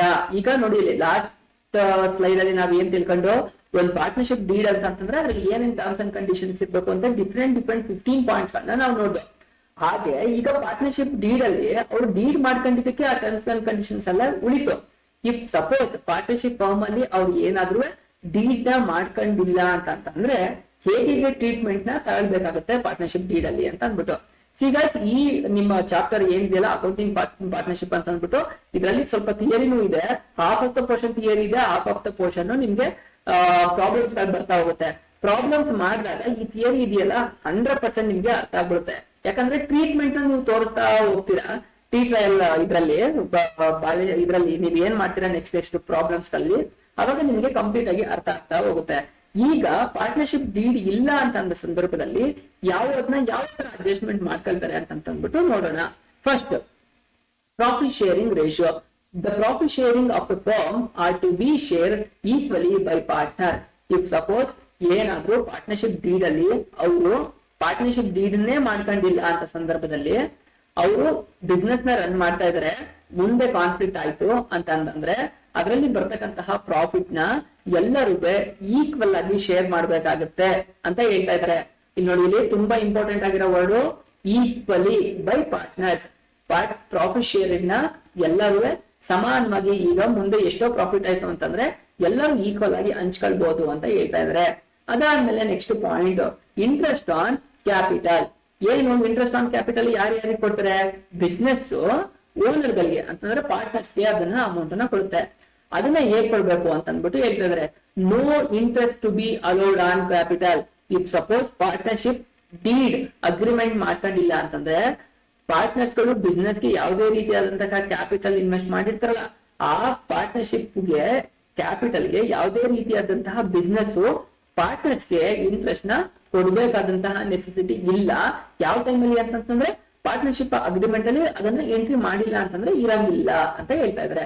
ಹಾಗಾದ್ರೆ ಥರ್ಡ್ ಪಾಯಿಂಟ್ ಏನು ಅನ್ನೋದನ್ನ ನೋಡೋಣ. Interest on drawing. ಡ್ರಾಯಿಂಗ್ ಅಂತಂತಂದ್ರೆ ಏನು? ಡ್ರಾಯಿಂಗ್ಸ್ ಅಂತಂತಂದ್ರೆ ಒಬ್ಬ ಪಾರ್ಟ್ನರ್ ಒಂದು ಬಿಸ್ನೆಸ್ ಗೆ ಇನ್ವೆಸ್ಟ್ಮೆಂಟ್ ಮಾಡಿರ್ತಾನೆ, ಕ್ಯಾಪಿಟಲ್ ನ ಇನ್ವೆಸ್ಟ್ ಮಾಡಿರ್ತಾನೆ ತಾನೆ. ಆ ಕ್ಯಾಪಿಟಲ್ ನ ಅವ್ನು ಏನಾದ್ರು ವಾಪಸ್ ಅವ್ನ ಪರ್ಸನಲ್ ಇವ್ರಿಗೆ ಎಮರ್ಜೆನ್ಸಿಗೆ ಅಂತ ತಗೊಂಡೋದಾಗ ಅವನು ಇಂಟ್ರೆಸ್ಟ್ ನ ಮತ್ತೆ ಬಿಸ್ನೆಸ್ ಗೆ ಕಟ್ಟಬೇಕಾಗತ್ತೆ. ಯಾಕಂದ್ರೆ ಅವ್ನು ದುಡ್ಡನ್ನ ಎತ್ಕೋಗಿರ್ತಾನಲ್ಲ, ಅವನದೇ ದುಡ್ಡನ್ನ ಅವ್ನು ಎತ್ಕೋಗಿರ್ತಾನೆ. ಆದ್ರೆ ಬಿಸ್ನೆಸ್ ಈಗ ಕ್ಯಾಪಿಟಲ್ ಇಂಟ್ರೆಸ್ಟ್ ಆನ್ ಕ್ಯಾಪಿಟಲ್ ಕೊಡ್ಬೇಕಾದ್ರೆ ಅವನು ಇನ್ವೆಸ್ಟ್ಮೆಂಟ್ ಗೆ ಬಿಸ್ನೆಸ್ ಕೊಡ್ತಿತ್ತು. ಈಗ ಅವನ್ ದುಡ್ಡನ್ನ ಎತ್ಕೋಗ್ತಿದ್ದಾನೆ, ಅವನು ಇಂಟ್ರೆಸ್ಟ್ ನ ಬಿಸ್ನೆಸ್ ಗೆ ಪೇ ಮಾಡ್ಬೇಕಾಗತ್ತೆ. ಅಂತ ಟೈಮ್ಸ್ ನಲ್ಲಿ ಟ್ರೀಟ್ಮೆಂಟ್ ಹೇಗಾಗುತ್ತೆ ಅನ್ನೋದನ್ನ ತೋರಿಸ್ತಾ ಇದಾರೆ. No interest is to be charge on drawing. ಏನ್ ಹೇಳ್ತಾ ಇದಾರೆ? ಯಾವುದೇ ರೀತಿಯಾದಂತಹ ಇಂಟ್ರೆಸ್ಟ್ ನ ಪಾರ್ಟ್ನರ್ ಬಿಸ್ನೆಸ್ ಗೆ ಕಟ್ಕೊಡುವಂತಹ ನೆಸೆಸಿಟಿ ಇರಂಗಿಲ್ಲ ಅಂತ ಅಂದ್ಬಿಟ್ಟು ಹೇಳ್ತಾ ಇದಾರೆ. ಇದು ಇಂಟ್ರೆಸ್ಟ್ ಆನ್ ಡ್ರಾಯಿಂಗ್ಸ್ ಗೆ ಸಂಬಂಧಪಟ್ಟ ಒಂದು ಅಡ್ಜಸ್ಟ್ಮೆಂಟ್ ಆಗಿದೆ. ಹಾಗಾದ್ರೆ ನೆಕ್ಸ್ಟ್ ನೋಡೋಣ, ಇಂಟ್ರೆಸ್ಟ್ ಆನ್ ಅಡ್ವಾನ್ಸ್. ಏನ್ ಹೇಳ್ತಾ ಇದಾರೆ? ಅಡ್ವಾನ್ಸ್ ಗೆ ಸಂಬಂಧಪಟ್ಟಂಗೆ ಟ್ರೀಟ್ಮೆಂಟ್ ಏನ್ ಹೇಳ್ತಾ ಇದಾರೆ ಅಂತ ಅಂದ್ಬಿಟ್ಟು, ಈಗ ಸಪೋಸ್ 5 ಜನ ಪಾರ್ಟ್ನರ್ಸ್ ಇದಾರೆ. 5 ಜನದಲ್ಲಿ ಯಾರೋ ಫಸ್ಟ್ ಒಂದಿಬ್ರು ಎ ಅಂಡ್ ಬಿ ಏನ್ ಮಾಡ್ತಾರೆ ಅಂತಂದ್ರೆ ಬಿಸ್ನೆಸ್ ಗೆ ಅಡ್ವಾನ್ಸ್ ಪೇಮೆಂಟ್ ನ ಮಾಡಿರ್ತಾರೆ. ಯಾಕಂತಂದ್ರೆ ಅದು ಸ್ಮೂತ್ ಆಗಿ ರನ್ ಆಗ್ಲಿ ಅಥವಾ ಚೆನ್ನಾಗಿ ಇನ್ನೂ ಡೆವಲಪ್ ಆಗ್ಲಿ ಅಂತ ಅಂದ್ಬಿಟ್ಟು ಅಡ್ವಾನ್ಸ್ ಏನಾದ್ರು ಕೊಟ್ಟಿದ್ರು ಅಂತಂದ್ರೆ, ಈಗ ಸಪೋಸ್ ಪಾರ್ಟ್ನರ್ಶಿಪ್ ಡೀಡ್ ಅಗ್ರಿಮೆಂಟ್ ನ ಮಾಡ್ಕೊಂಡಿಲ್ಲ ಅಂತ ಸಂದರ್ಭದಲ್ಲಿ ಆ ಟ್ರೀಟ್ಮೆಂಟ್ ನ ಹೇಗ್ ಮಾಡ್ಬೋದು? ಇಂಟ್ರೆಸ್ಟ್ ಆನ್ ಅಡ್ವಾನ್ಸ್, ಬಿಸ್ನೆಸ್ ಗೆ ಪಾರ್ಟ್ನರ್ಸ್ ಅವರು ಕೊಟ್ಟಿರ್ತಕ್ಕಂತಹ ಅಡ್ವಾನ್ಸ್ ನ ಟ್ರೀಟ್ಮೆಂಟ್ ಹೇಗ್ ಮಾಡ್ಕೋಬಹುದು ಅಂತಂದ್ರೆ, interest is allowed 6% per annum on the partner loan to the firm. ಯಾರು ಪಾರ್ಟ್ನರ್ ಬಿಸ್ನೆಸ್ ಗೆ ಅಮೌಂಟ್ ಏನ್ ಅಡ್ವಾನ್ಸ್ ಅಮೌಂಟ್ ನ ಕೊಟ್ಟಿರ್ತಾನೆ ಅವನಿಗೆ 6% ಇಂಟ್ರೆಸ್ಟ್ ಆನ್ಯುವಲ್ ಗೆ ಕೊಡ್ಬೋದು. ಈಗ ಒಬ್ಬ ಯಾರು ಇನ್ವೆಸ್ಟ್ ಮಾಡಿ ಕ್ಯಾಪಿಟಲ್ ನ ಅಡ್ವಾನ್ಸ್ ಪೇಮೆಂಟ್ ಮಾಡಿದಾನೆ ಅಂತಂದ್ರೆ ಆ ಅಮೌಂಟ್ ಗೆ 6% ಇಂಟ್ರೆಸ್ಟ್ ನ ಕೊಡ್ಬೋದು ಅಂತ ಅಂದ್ಬಿಟ್ಟು ಹೇಳ್ತಾ ಇದ್ದಾರೆ. ಅರ್ಥ ಆಯ್ತು ಅಂತ ಅನ್ಕೊಳ್ತೀನಿ. Next 5th one, remuneration of firm work. ಏನ್ ಹೇಳ್ತಾ ಇದ್ರೆ, ಆಗ್ಲೇನೆ ನಾವು ಪಾರ್ಟ್ನರ್ಶಿಪ್ ಡೀಡ್ ಅಲ್ಲಿ ಅವನು ಕೆಲಸನ ಪಾರ್ಟ್ನರ್ ಕೂಡ ಎಂಪ್ಲಾಯಿ ತರ ವರ್ಕ್ ಮಾಡ್ತಾನೆ, ಅವನು ಸ್ಯಾಲರಿನ ತಗೊಳ್ಬಹುದು ಅಂತ ಅಂದ್ಬಿಟ್ಟು ಹೇಳಿದ್ದು. ಬಟ್ ಅದು ಅಗ್ರಿಮೆಂಟ್ ಅಲ್ಲಿ ಆಗಿದೆ ಮಾತ್ರ. ಈಗ ಅಗ್ರಿಮೆಂಟ್ ಇಲ್ಲ ಅಂತ ಟೈಮ್ ಅಲ್ಲಿ ಟ್ರೀಟ್ಮೆಂಟ್ ಹೇಗ್ ಮಾಡ್ಬೇಕು ಅನ್ನೋದು ಹೇಳ್ತಾನೆ. Remuneration for firms work. ಏನಾದ್ರೂ ಅವನು ಪಾರ್ಟ್ನರ್ಶಿಪ್ ಅಲ್ಲಿ ಸೇರಿ ಅವನು ಬಿಸ್ನೆಸ್ ಕೆಲಸ ಮಾಡ್ದ ಅಂತಂದಾಗ ಪಾರ್ಟ್ನರ್ಶಿಪ್ ಡೀಡ್ ಇಲ್ಲ ಅನ್ನೋ ಟೈಮ್ ಅಲ್ಲಿ no partner is entitle to get salary or other remuneration. ಯಾವುದೇ ಕಾರಣಕ್ಕೂ ಅಲ್ಲಿ ವರ್ಕ್ ಮಾಡಿದಂತಹ ಸಂದರ್ಭದಲ್ಲಿ ಪಾರ್ಟ್ನರ್ಶಿಪ್ ಡೀಡ್ ಅಲ್ಲಿ ಇಲ್ಲ ಅಂತ ಟೈಮ್ ಅಲ್ಲಿ ಯಾವುದೇ ರೀತಿಯಾದಂತಹ ಸ್ಯಾಲರಿ ಆಗ್ಲಿ ರೆಮ್ಯುನರೇಷನ್ ಆಗ್ಲಿ ಪಾರ್ಟ್ನರ್ಸ್ ಗಳು ತಗೊಳಂಗಿಲ್ಲ ಅಂತ ಅಂದ್ಬಿಟ್ಟು ಹೇಳ್ತಾ ಇದಾರೆ. ಈಗ ನಿಮ್ಗೆ ಪಾರ್ಟ್ನರ್ಶಿಪ್ ಅಂತಂದ್ರೆ ಏನು, ಪಾರ್ಟ್ನರ್ಶಿಪ್ ಫೀಚರ್ ಗಳು ಏನು ಅಂತ ಗೊತ್ತಾಯ್ತು. ಪಾರ್ಟ್ನರ್ಶಿಪ್ ಡೀಡ್ ಅಲ್ಲಿ ಏನೇನು ಪಾಯಿಂಟ್ಸ್ ಗಳು 15 ಪಾಯಿಂಟ್ಸ್ ಗಳು ಮೆನ್ಷನ್ ಆಗಿರುತ್ತೆ ಅನ್ನೋದು ನೋಡಿದ್ರಿ. ಪಾರ್ಟ್ನರ್ಶಿಪ್ ಡೀಡ್ ಇಲ್ಲ ಅಂತಂದ್ರೆ ಟ್ರೀಟ್ಮೆಂಟ್ ಗಳು ಯಾವ್ಯಾವ ತರ ಬರ್ತಾ ಹೋಗುತ್ತೆ ಅನ್ನೋದನ್ನ ಕಂಪ್ಲೀಟ್ ಆಗಿ ನಿಮ್ಗೀಗ ಅರ್ಥ ಆಯ್ತು. ಈಗ ನೆಕ್ಸ್ಟ್ ಟಾಪಿಕ್ ಏನಂತ ಅಂತಂದ್ರೆ, ನೀವು ತುಂಬಾ ಇಂಪಾರ್ಟೆಂಟ್, ಇಲ್ಲಿಂದ ನಿಮ್ಗೆ ಪ್ರಾಬ್ಲಮ್ ಗಳು ನಿಧಾನಕ್ಕೆ ಸ್ಟಾರ್ಟ್ ಆಗ್ತಾ ಹೋಗುತ್ತೆ. Maintenance of capital account of partners. ಏನ್ ಹೇಳ್ತಾ ಇದಾರೆ? ಒಬ್ಬ ಪಾರ್ಟ್ನರ್ಸ್ ಗೆ ಸಂಬಂಧಪಟ್ಟಂತಹ ಕ್ಯಾಪಿಟಲ್ ಅಕೌಂಟ್ ನ ಯಾವ ತರ ಮೇಂಟೈನ್ ಮಾಡ್ತಾರೆ ಅನ್ನೋದನ್ನ ಇದರಲ್ಲಿ ನೋಡ್ತಾ ಹೋಗ್ತಿದೀವಿ. All transactions related to partners of the firm are recorded in the book of firm through their capital accounts. This includes the amount of money brought in as capital, withdraw of capital, share of profit, interest on capital, interest on drawing, partner salary, commission to partners, etc. ಏನ್ ಹೇಳ್ತಾ ಇದಾರೆ? ಪ್ರತಿಯೊಬ್ಬ partnership ಅಲ್ಲಿ ಅವನವನು capital ನ ತಂದು ಬೇರೆ ಬೇರೆ ಅವನ ಕೆಪಾಸಿಟಿ ತಕ್ಕ ಹಾಗೆ ಮತ್ತೆ ಬಿಸ್ನೆಸ್ ರಿಕ್ವೈರ್ಮೆಂಟ್ ಇರ್ತಕ್ಕಂತಹ ಬೇಸ್ ಮೇಲೆ ಅವನು ಕ್ಯಾಪಿಟಲ್ ತಂದು ಇನ್ವೆಸ್ಟ್ ಮಾಡ್ತಾನೆ. ಅವನು ಕ್ಯಾಪಿಟಲ್ ತಂದು ಇನ್ವೆಸ್ಟ್ ಮಾಡಿದಂತಹ ಟೈಮ್ ಅಲ್ಲಿ ಆ ಕ್ಯಾಪಿಟಲ್ ಗೆ ಸಂಬಂಧಪಟ್ಟಂತಹ ಏನೇನ್ ಟ್ರಾನ್ಸಾಕ್ಷನ್ ಗಳಾಗುತ್ತೆ ಅದನ್ನೆಲ್ಲ ರೆಕಾರ್ಡ್ ಮಾಡತಕ್ಕಂತಹದ್ದೇ ಕ್ಯಾಪಿಟಲ್ ಅಕೌಂಟ್ ಆಗಿರುತ್ತೆ ಅಂತ ಅಂದ್ಬಿಟ್ಟು ಹೇಳ್ತಾ ಇದಾರೆ. All transaction related to partner of the firm. ಎಲ್ಲಾ ಟ್ರಾನ್ಸಾಕ್ಷನ್ ಗಳು ಪಾರ್ಟ್ನರ್ ನ ಕ್ಯಾಪಿಟಲ್ ಗೆ ಸಂಬಂಧಪಟ್ಟಂತಹ ಟ್ರಾನ್ಸಾಕ್ಷನ್ ಗಳನ್ನ ರೆಕಾರ್ಡ್ ಮಾಡ್ತಾನೆ ಬುಕ್ಸ್ ಅಲ್ಲಿ. ಅದನ್ನ ಥ್ರೂ ದೇ ಕ್ಯಾಪಿಟಲ್ ಅಕೌಂಟ್, ಅದ್ರಲ್ಲಿ ಏನೇನ್ ಟ್ರಾನ್ಸಾಕ್ಷನ್ ಆಗುತ್ತೆ ಕ್ಯಾಪಿಟಲ್ ಅಕೌಂಟ್ ಅಲ್ಲಿ ಮೇಂಟೈನ್ ಮಾಡ್ತಾನೆ ಅಂತಂದ್ರೆ ಹಾಗಾದ್ರೆ ಈ ಕ್ಯಾಪಿಟಲ್ ಅಕೌಂಟ್ ಅಲ್ಲಿ ಏನೇನಿರುತ್ತೆ ಅನ್ನೋದನ್ನು ಹೇಳ್ತಾ ಇದ್ದಾನೆ. This include the amount of money brought in as capital. ಅವ್ನು ಎಷ್ಟು ಅಮೌಂಟ್ ನ ಬಿಸ್ನೆಸ್ ಗೆ ಬರ್ತಾ ಇದ್ದಾನೆ, ಪಾರ್ಟ್ನರ್ಶಿಪ್ ಗೆ, ಮತ್ತೆ ಎಷ್ಟು ವಿತ್ಡ್ರಾವಲ್ ಮಾಡ್ಕೊ ಹೋಗ್ತಾ ಇದ್ದಾನೆ in the name of drawings, ಎಷ್ಟು ವಾಪಸ್ ಏನಾದ್ರು ತಗೋ ಹೋಗ್ತಾ ಇದ್ರೆ, ಶೇರ್ ಆಫ್ ಪ್ರಾಫಿಟ್, ಎಷ್ಟು ಪ್ರಾಫಿಟ್ ಅನ್ನ ಅವನು ಡಿಸ್ಟ್ರಿಬ್ಯೂಟ್ ಮಾಡ್ಕೊಳ್ಬಹುದಾಯ್ತು, ಇಂಟ್ರೆಸ್ಟ್ ಆನ್ ಕ್ಯಾಪಿಟಲ್, ಬಿಸ್ನೆಸ್ ಇಂದ ಅವನು ಇನ್ವೆಸ್ಟ್ ಮಾಡಿದ ಅಮೌಂಟ್ ಇಂದ ಇಂಟ್ರೆಸ್ಟ್ ನ ಎಷ್ಟು ತಾಳ್ತಾ ಇದ್ದಾನೆ, ಇಂಟ್ರೆಸ್ಟ್ ಆನ್ ಡ್ರಾಯಿಂಗ್, ಅವನು ಎತ್ಕೊಂಡಂತಹ ಅಮೌಂಟ್ ಗೆ ಎಷ್ಟು ವಾಪಸ್ ಇಂಟ್ರೆಸ್ಟ್ ನ ಕಟ್ತಾನೆ, ಪಾರ್ಟ್ನರ್ ಸ್ಯಾಲ್ರಿ ಅಂತಂದ್ರೆ ಅವನು ವರ್ಕ್ ಮಾಡಿದಂತಹ ಕೆಲಸಕ್ಕೆ ಎಷ್ಟು ಸಂಬಳವನ್ನು ತಾಳ್ತಾನೆ ಅಥವಾ ಕಮಿಷನ್ ತಗೊಳ್ತಾನೆ ಅನ್ನೋದು ಎಲ್ಲವನ್ನೂ ಪಾರ್ಟ್ನರ್ ಕ್ಯಾಪಿಟಲ್ ಅಕೌಂಟ್ ಅಲ್ಲಿ ಮೆನ್ಷನ್ ಆಗಿರುತ್ತೆ ಅಂತ ಅಂದ್ಬಿಟ್ಟು ಹೇಳ್ತಾ ಇದಾರೆ. ಅದನ್ನ ಪಾರ್ಟ್ನರ್ಸ್ ಕ್ಯಾಪಿಟಲ್ ಅಕೌಂಟ್ ಅಂತ ಅಂದ್ಬಿಟ್ಟು ಹೇಳ್ತಾ ಇದಾರೆ. ಈ ಪಾರ್ಟ್ನರ್ಸ್ ಕ್ಯಾಪಿಟಲ್ ಅಕೌಂಟ್ ನ ಮೇನ್ ಆಗಿ 2 ಮೆಥಡ್ ಅಲ್ಲಿ ಮಾಡಬಹುದಾಗಿದೆ. ಯಾವ್ದು? Fixed capital method, fluctuating capital method. Fixed capital method ಅಂತಂದ್ರೆ ಏನು, ಫ್ಲಕ್ಚುಯೇಟಿಂಗ್ ಕ್ಯಾಪಿಟಲ್ ಮೆಥಡ್ ಅಂತಂದ್ರೆ ಏನು, ಕಂಪ್ಲೀಟ್ ಆಗಿ ನಾವು ತಿಳ್ಕೊಳ್ತಾ ಹೋಗೋಣ. ಫಿಕ್ಸ್ಡ್ ಅಂತಂದ್ರೆ ಏನು ಅಂತ ಅಂದ್ಬಿಟ್ಟು. ಫಿಕ್ಸ್ಡ್ ಅಂತಂದ್ರೆ ಸಿಂಪಲ್ ಆಗಿ ಹೇಳ್ತೀನಿ ನೋಡಿ, ಇಲ್ಲಿ ಡಿಫ್ರೆನ್ಸಿಯೇಷನ್ ನಾವು ಕಲ್ತ್ಕೊಳ್ಳೋಣ. ಫಿಕ್ಸ್ಡ್ ಅಂತಂದ್ರೆ ಇದರಲ್ಲಿ ಯಾವಾಗ್ಲೂ ಕ್ಯಾಪಿಟಲ್ ಫಿಕ್ಸ್ ಆಗಿರುತ್ತೆ ಅಂಟಿಲ್ ಯಾವ್ದಾದ್ರು ಪಾರ್ಟ್ನರ್ ವಾಪಸ್ ಅಮೌಂಟ್ ಫ್ರೆಶ್ ಕ್ಯಾಪಿಟಲ್ ಹಾಕೋದಾ ಅಥವಾ ವಿತ್ಡ್ರಾ ಮಾಡ್ದ ಅನ್ನೋ ಟೈಮಲ್ಲಿ ಮಾತ್ರ ಬದಲಾಗುತ್ತೆ ಹೊರತು ಕ್ಯಾಪಿಟಲ್ ಫಿಕ್ಸ್ಡ್ ಕ್ಯಾಪಿಟಲ್ ಅಕೌಂಟ್ ಅಲ್ಲಿ ಕ್ಯಾಪಿಟಲ್ ಯಾವತ್ತು ಕಾನ್ಸ್ಟೆಂಟ್ ಆಗಿರುತ್ತೆ.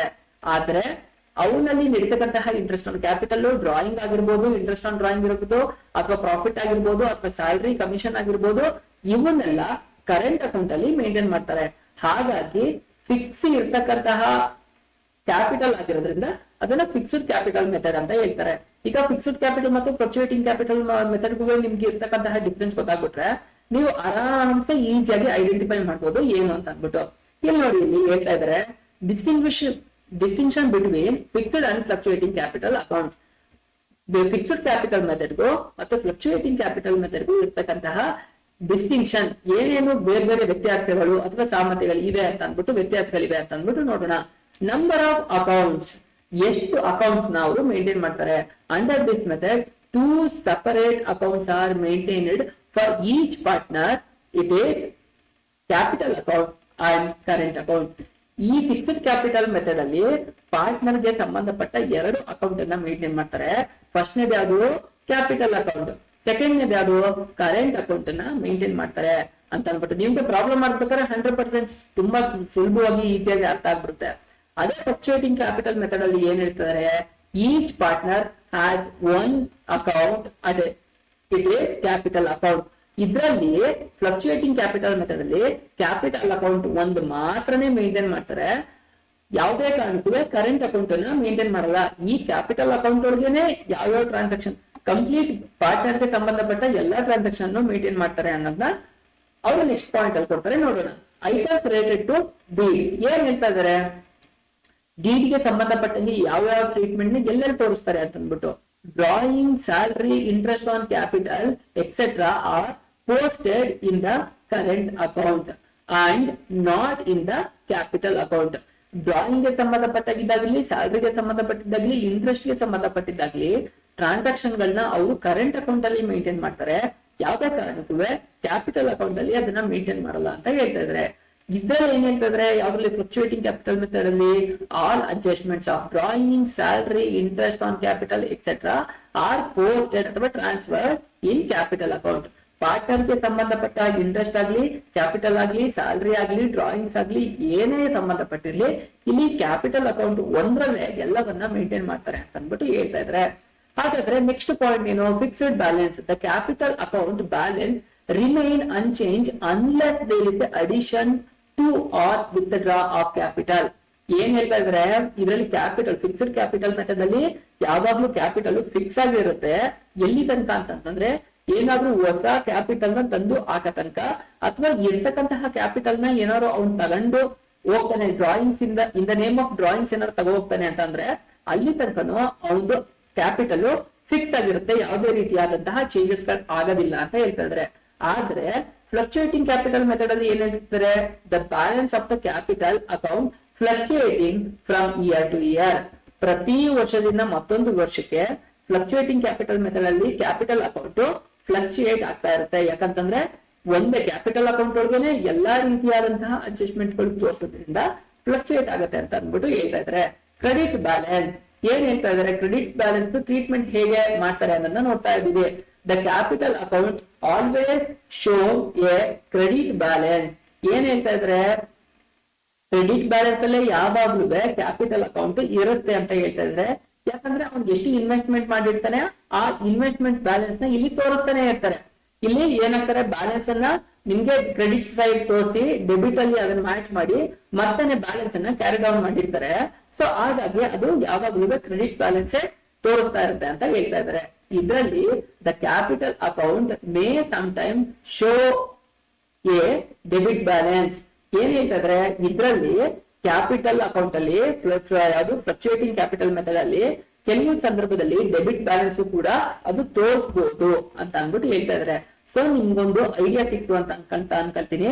ಫಿಕ್ಸ್ಡ್ ಕ್ಯಾಪಿಟಲ್ ಮತ್ತೆ ಫ್ಲಕ್ಚುಯೇಟಿಂಗ್ ಕ್ಯಾಪಿಟಲ್ ಮೆಥಡ್ ಅಲ್ಲಿ ಇರ್ತಕ್ಕಂತಹ ಡಿಸ್ಟಿಂಕ್ಷನ್ ಗಳು ಏನೇನು ಅಂತ ಅಂದ್ಬಿಟ್ಟು, ಈಗ ಫಿಕ್ಸ್ಡ್ ಕ್ಯಾಪಿಟಲ್ ಮೆಥಡ್ ಅಲ್ಲಿ ಪ್ರೋ ಫಾರ್ಮಾ ಯಾವ ತರ ಬರುತ್ತೆ ಮತ್ತೆ ಫಿಕ್ಸ್ಡ್ ಕ್ಯಾಪಿಟಲ್ ಮೆಥಡ್ ಅಲ್ಲಿ ಪ್ರೋ ಫಾರ್ಮಾ ಏನ್ ಬರುತ್ತೆ ಅನ್ನೋದನ್ನ ತೋರಿಸ್ತೀನಿ. ಸೊ ನೀವು ಕಂಪಲ್ಸರಿಯಾಗಿ ಅದನ್ನ ಬರ್ಕೊಬಿಡಿ. ನೀವು ಒಂದ್ ಕಡೆ ಬರ್ತಿರ್ಕೊಂಡಿರ್ತೀರಾ ಅಂತಂದ್ರೆ ನೆಕ್ಸ್ಟ್ ಪ್ರಾಬ್ಲಮ್ ನ ಮಾಡ್ಬೇಕಾದ್ರೆ ತುಂಬಾ ಈಸಿಯಾಗಿ ಅರ್ಥ ಆಗ್ತಾ ಹೋಗುತ್ತೆ.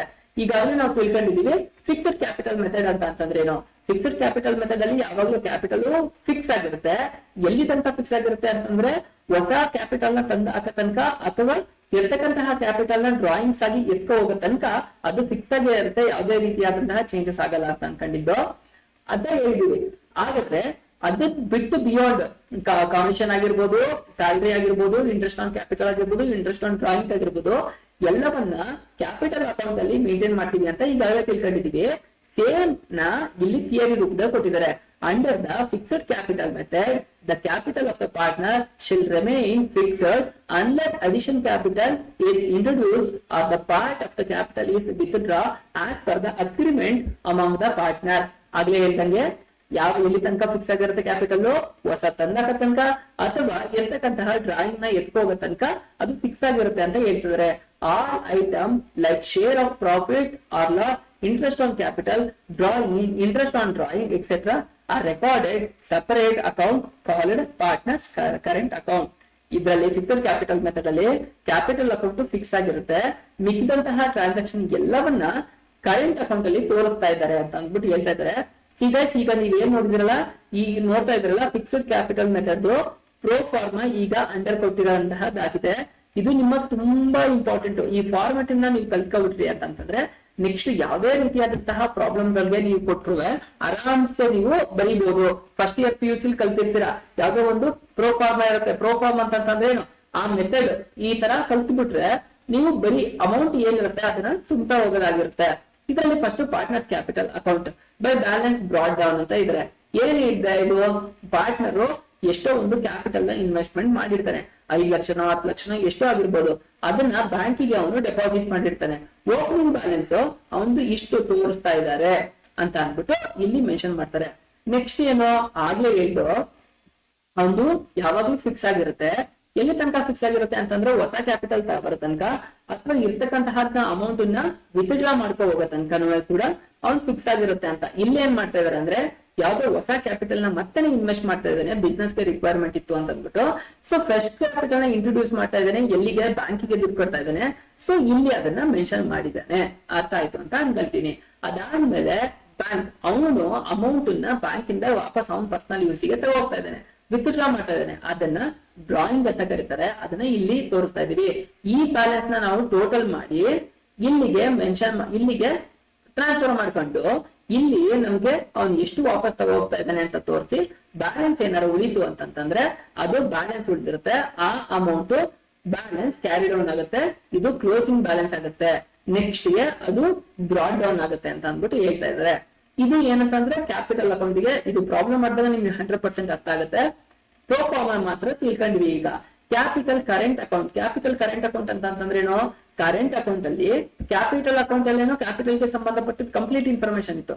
ಹಾಗಾದ್ರೆ ಕರೆಂಟ್ ಅಕೌಂಟ್ ಅಲ್ಲಿ ಏನಿದೆ ಅಂತಂದ್ರೆ ನೋಡ್ತಾ ಹೋಗಿದ್ರೆ ಬೈ ಬ್ಯಾಲೆನ್ಸ್ ಬ್ರಾಡ್ ಡೌನ್, ಯಾವ್ದ್ರದ್ದು ಬ್ಯಾಲೆನ್ಸ್ ನ ಅವನು ಬ್ರಾಡ್ ಡೌನ್ ಮಾಡಿ ಅಂತಂದ್ರೆ in case of credit opening balance ಏನಾದ್ರು ಇಲ್ಲಿ ಡೆಬಿಟ್ ಅಲ್ಲಿ ಕ್ರೆಡಿಟ್ ಏನು ಕ್ಯಾರಿ ಡೌನ್ ಮಾಡಿದರೆ, ಇಲ್ಲಿ ಬ್ರಾಡ್ ಡೌನ್ ಮಾಡ್ತಾರೆ. ಇಲ್ಲಿ ಬ್ರಾಡ್ ಡೌನ್ ಮಾಡಿದಾಗ ಇಲ್ಲಿ ಕ್ರೆಡಿಟ್ ಬ್ಯಾಲೆನ್ಸ್ ತೋರಿಸ್ತಾ ಇರುತ್ತೆ. ಆ ತರ ಏನಾದ್ರು ಬ್ಯಾಲೆನ್ಸ್ ಇತ್ತು ಅಂತಂದ್ರೆ ಅದನ್ನ ತೋರಿಸಿ ಅಂತ ಹೇಳ್ತಾ ಇದಾರೆ.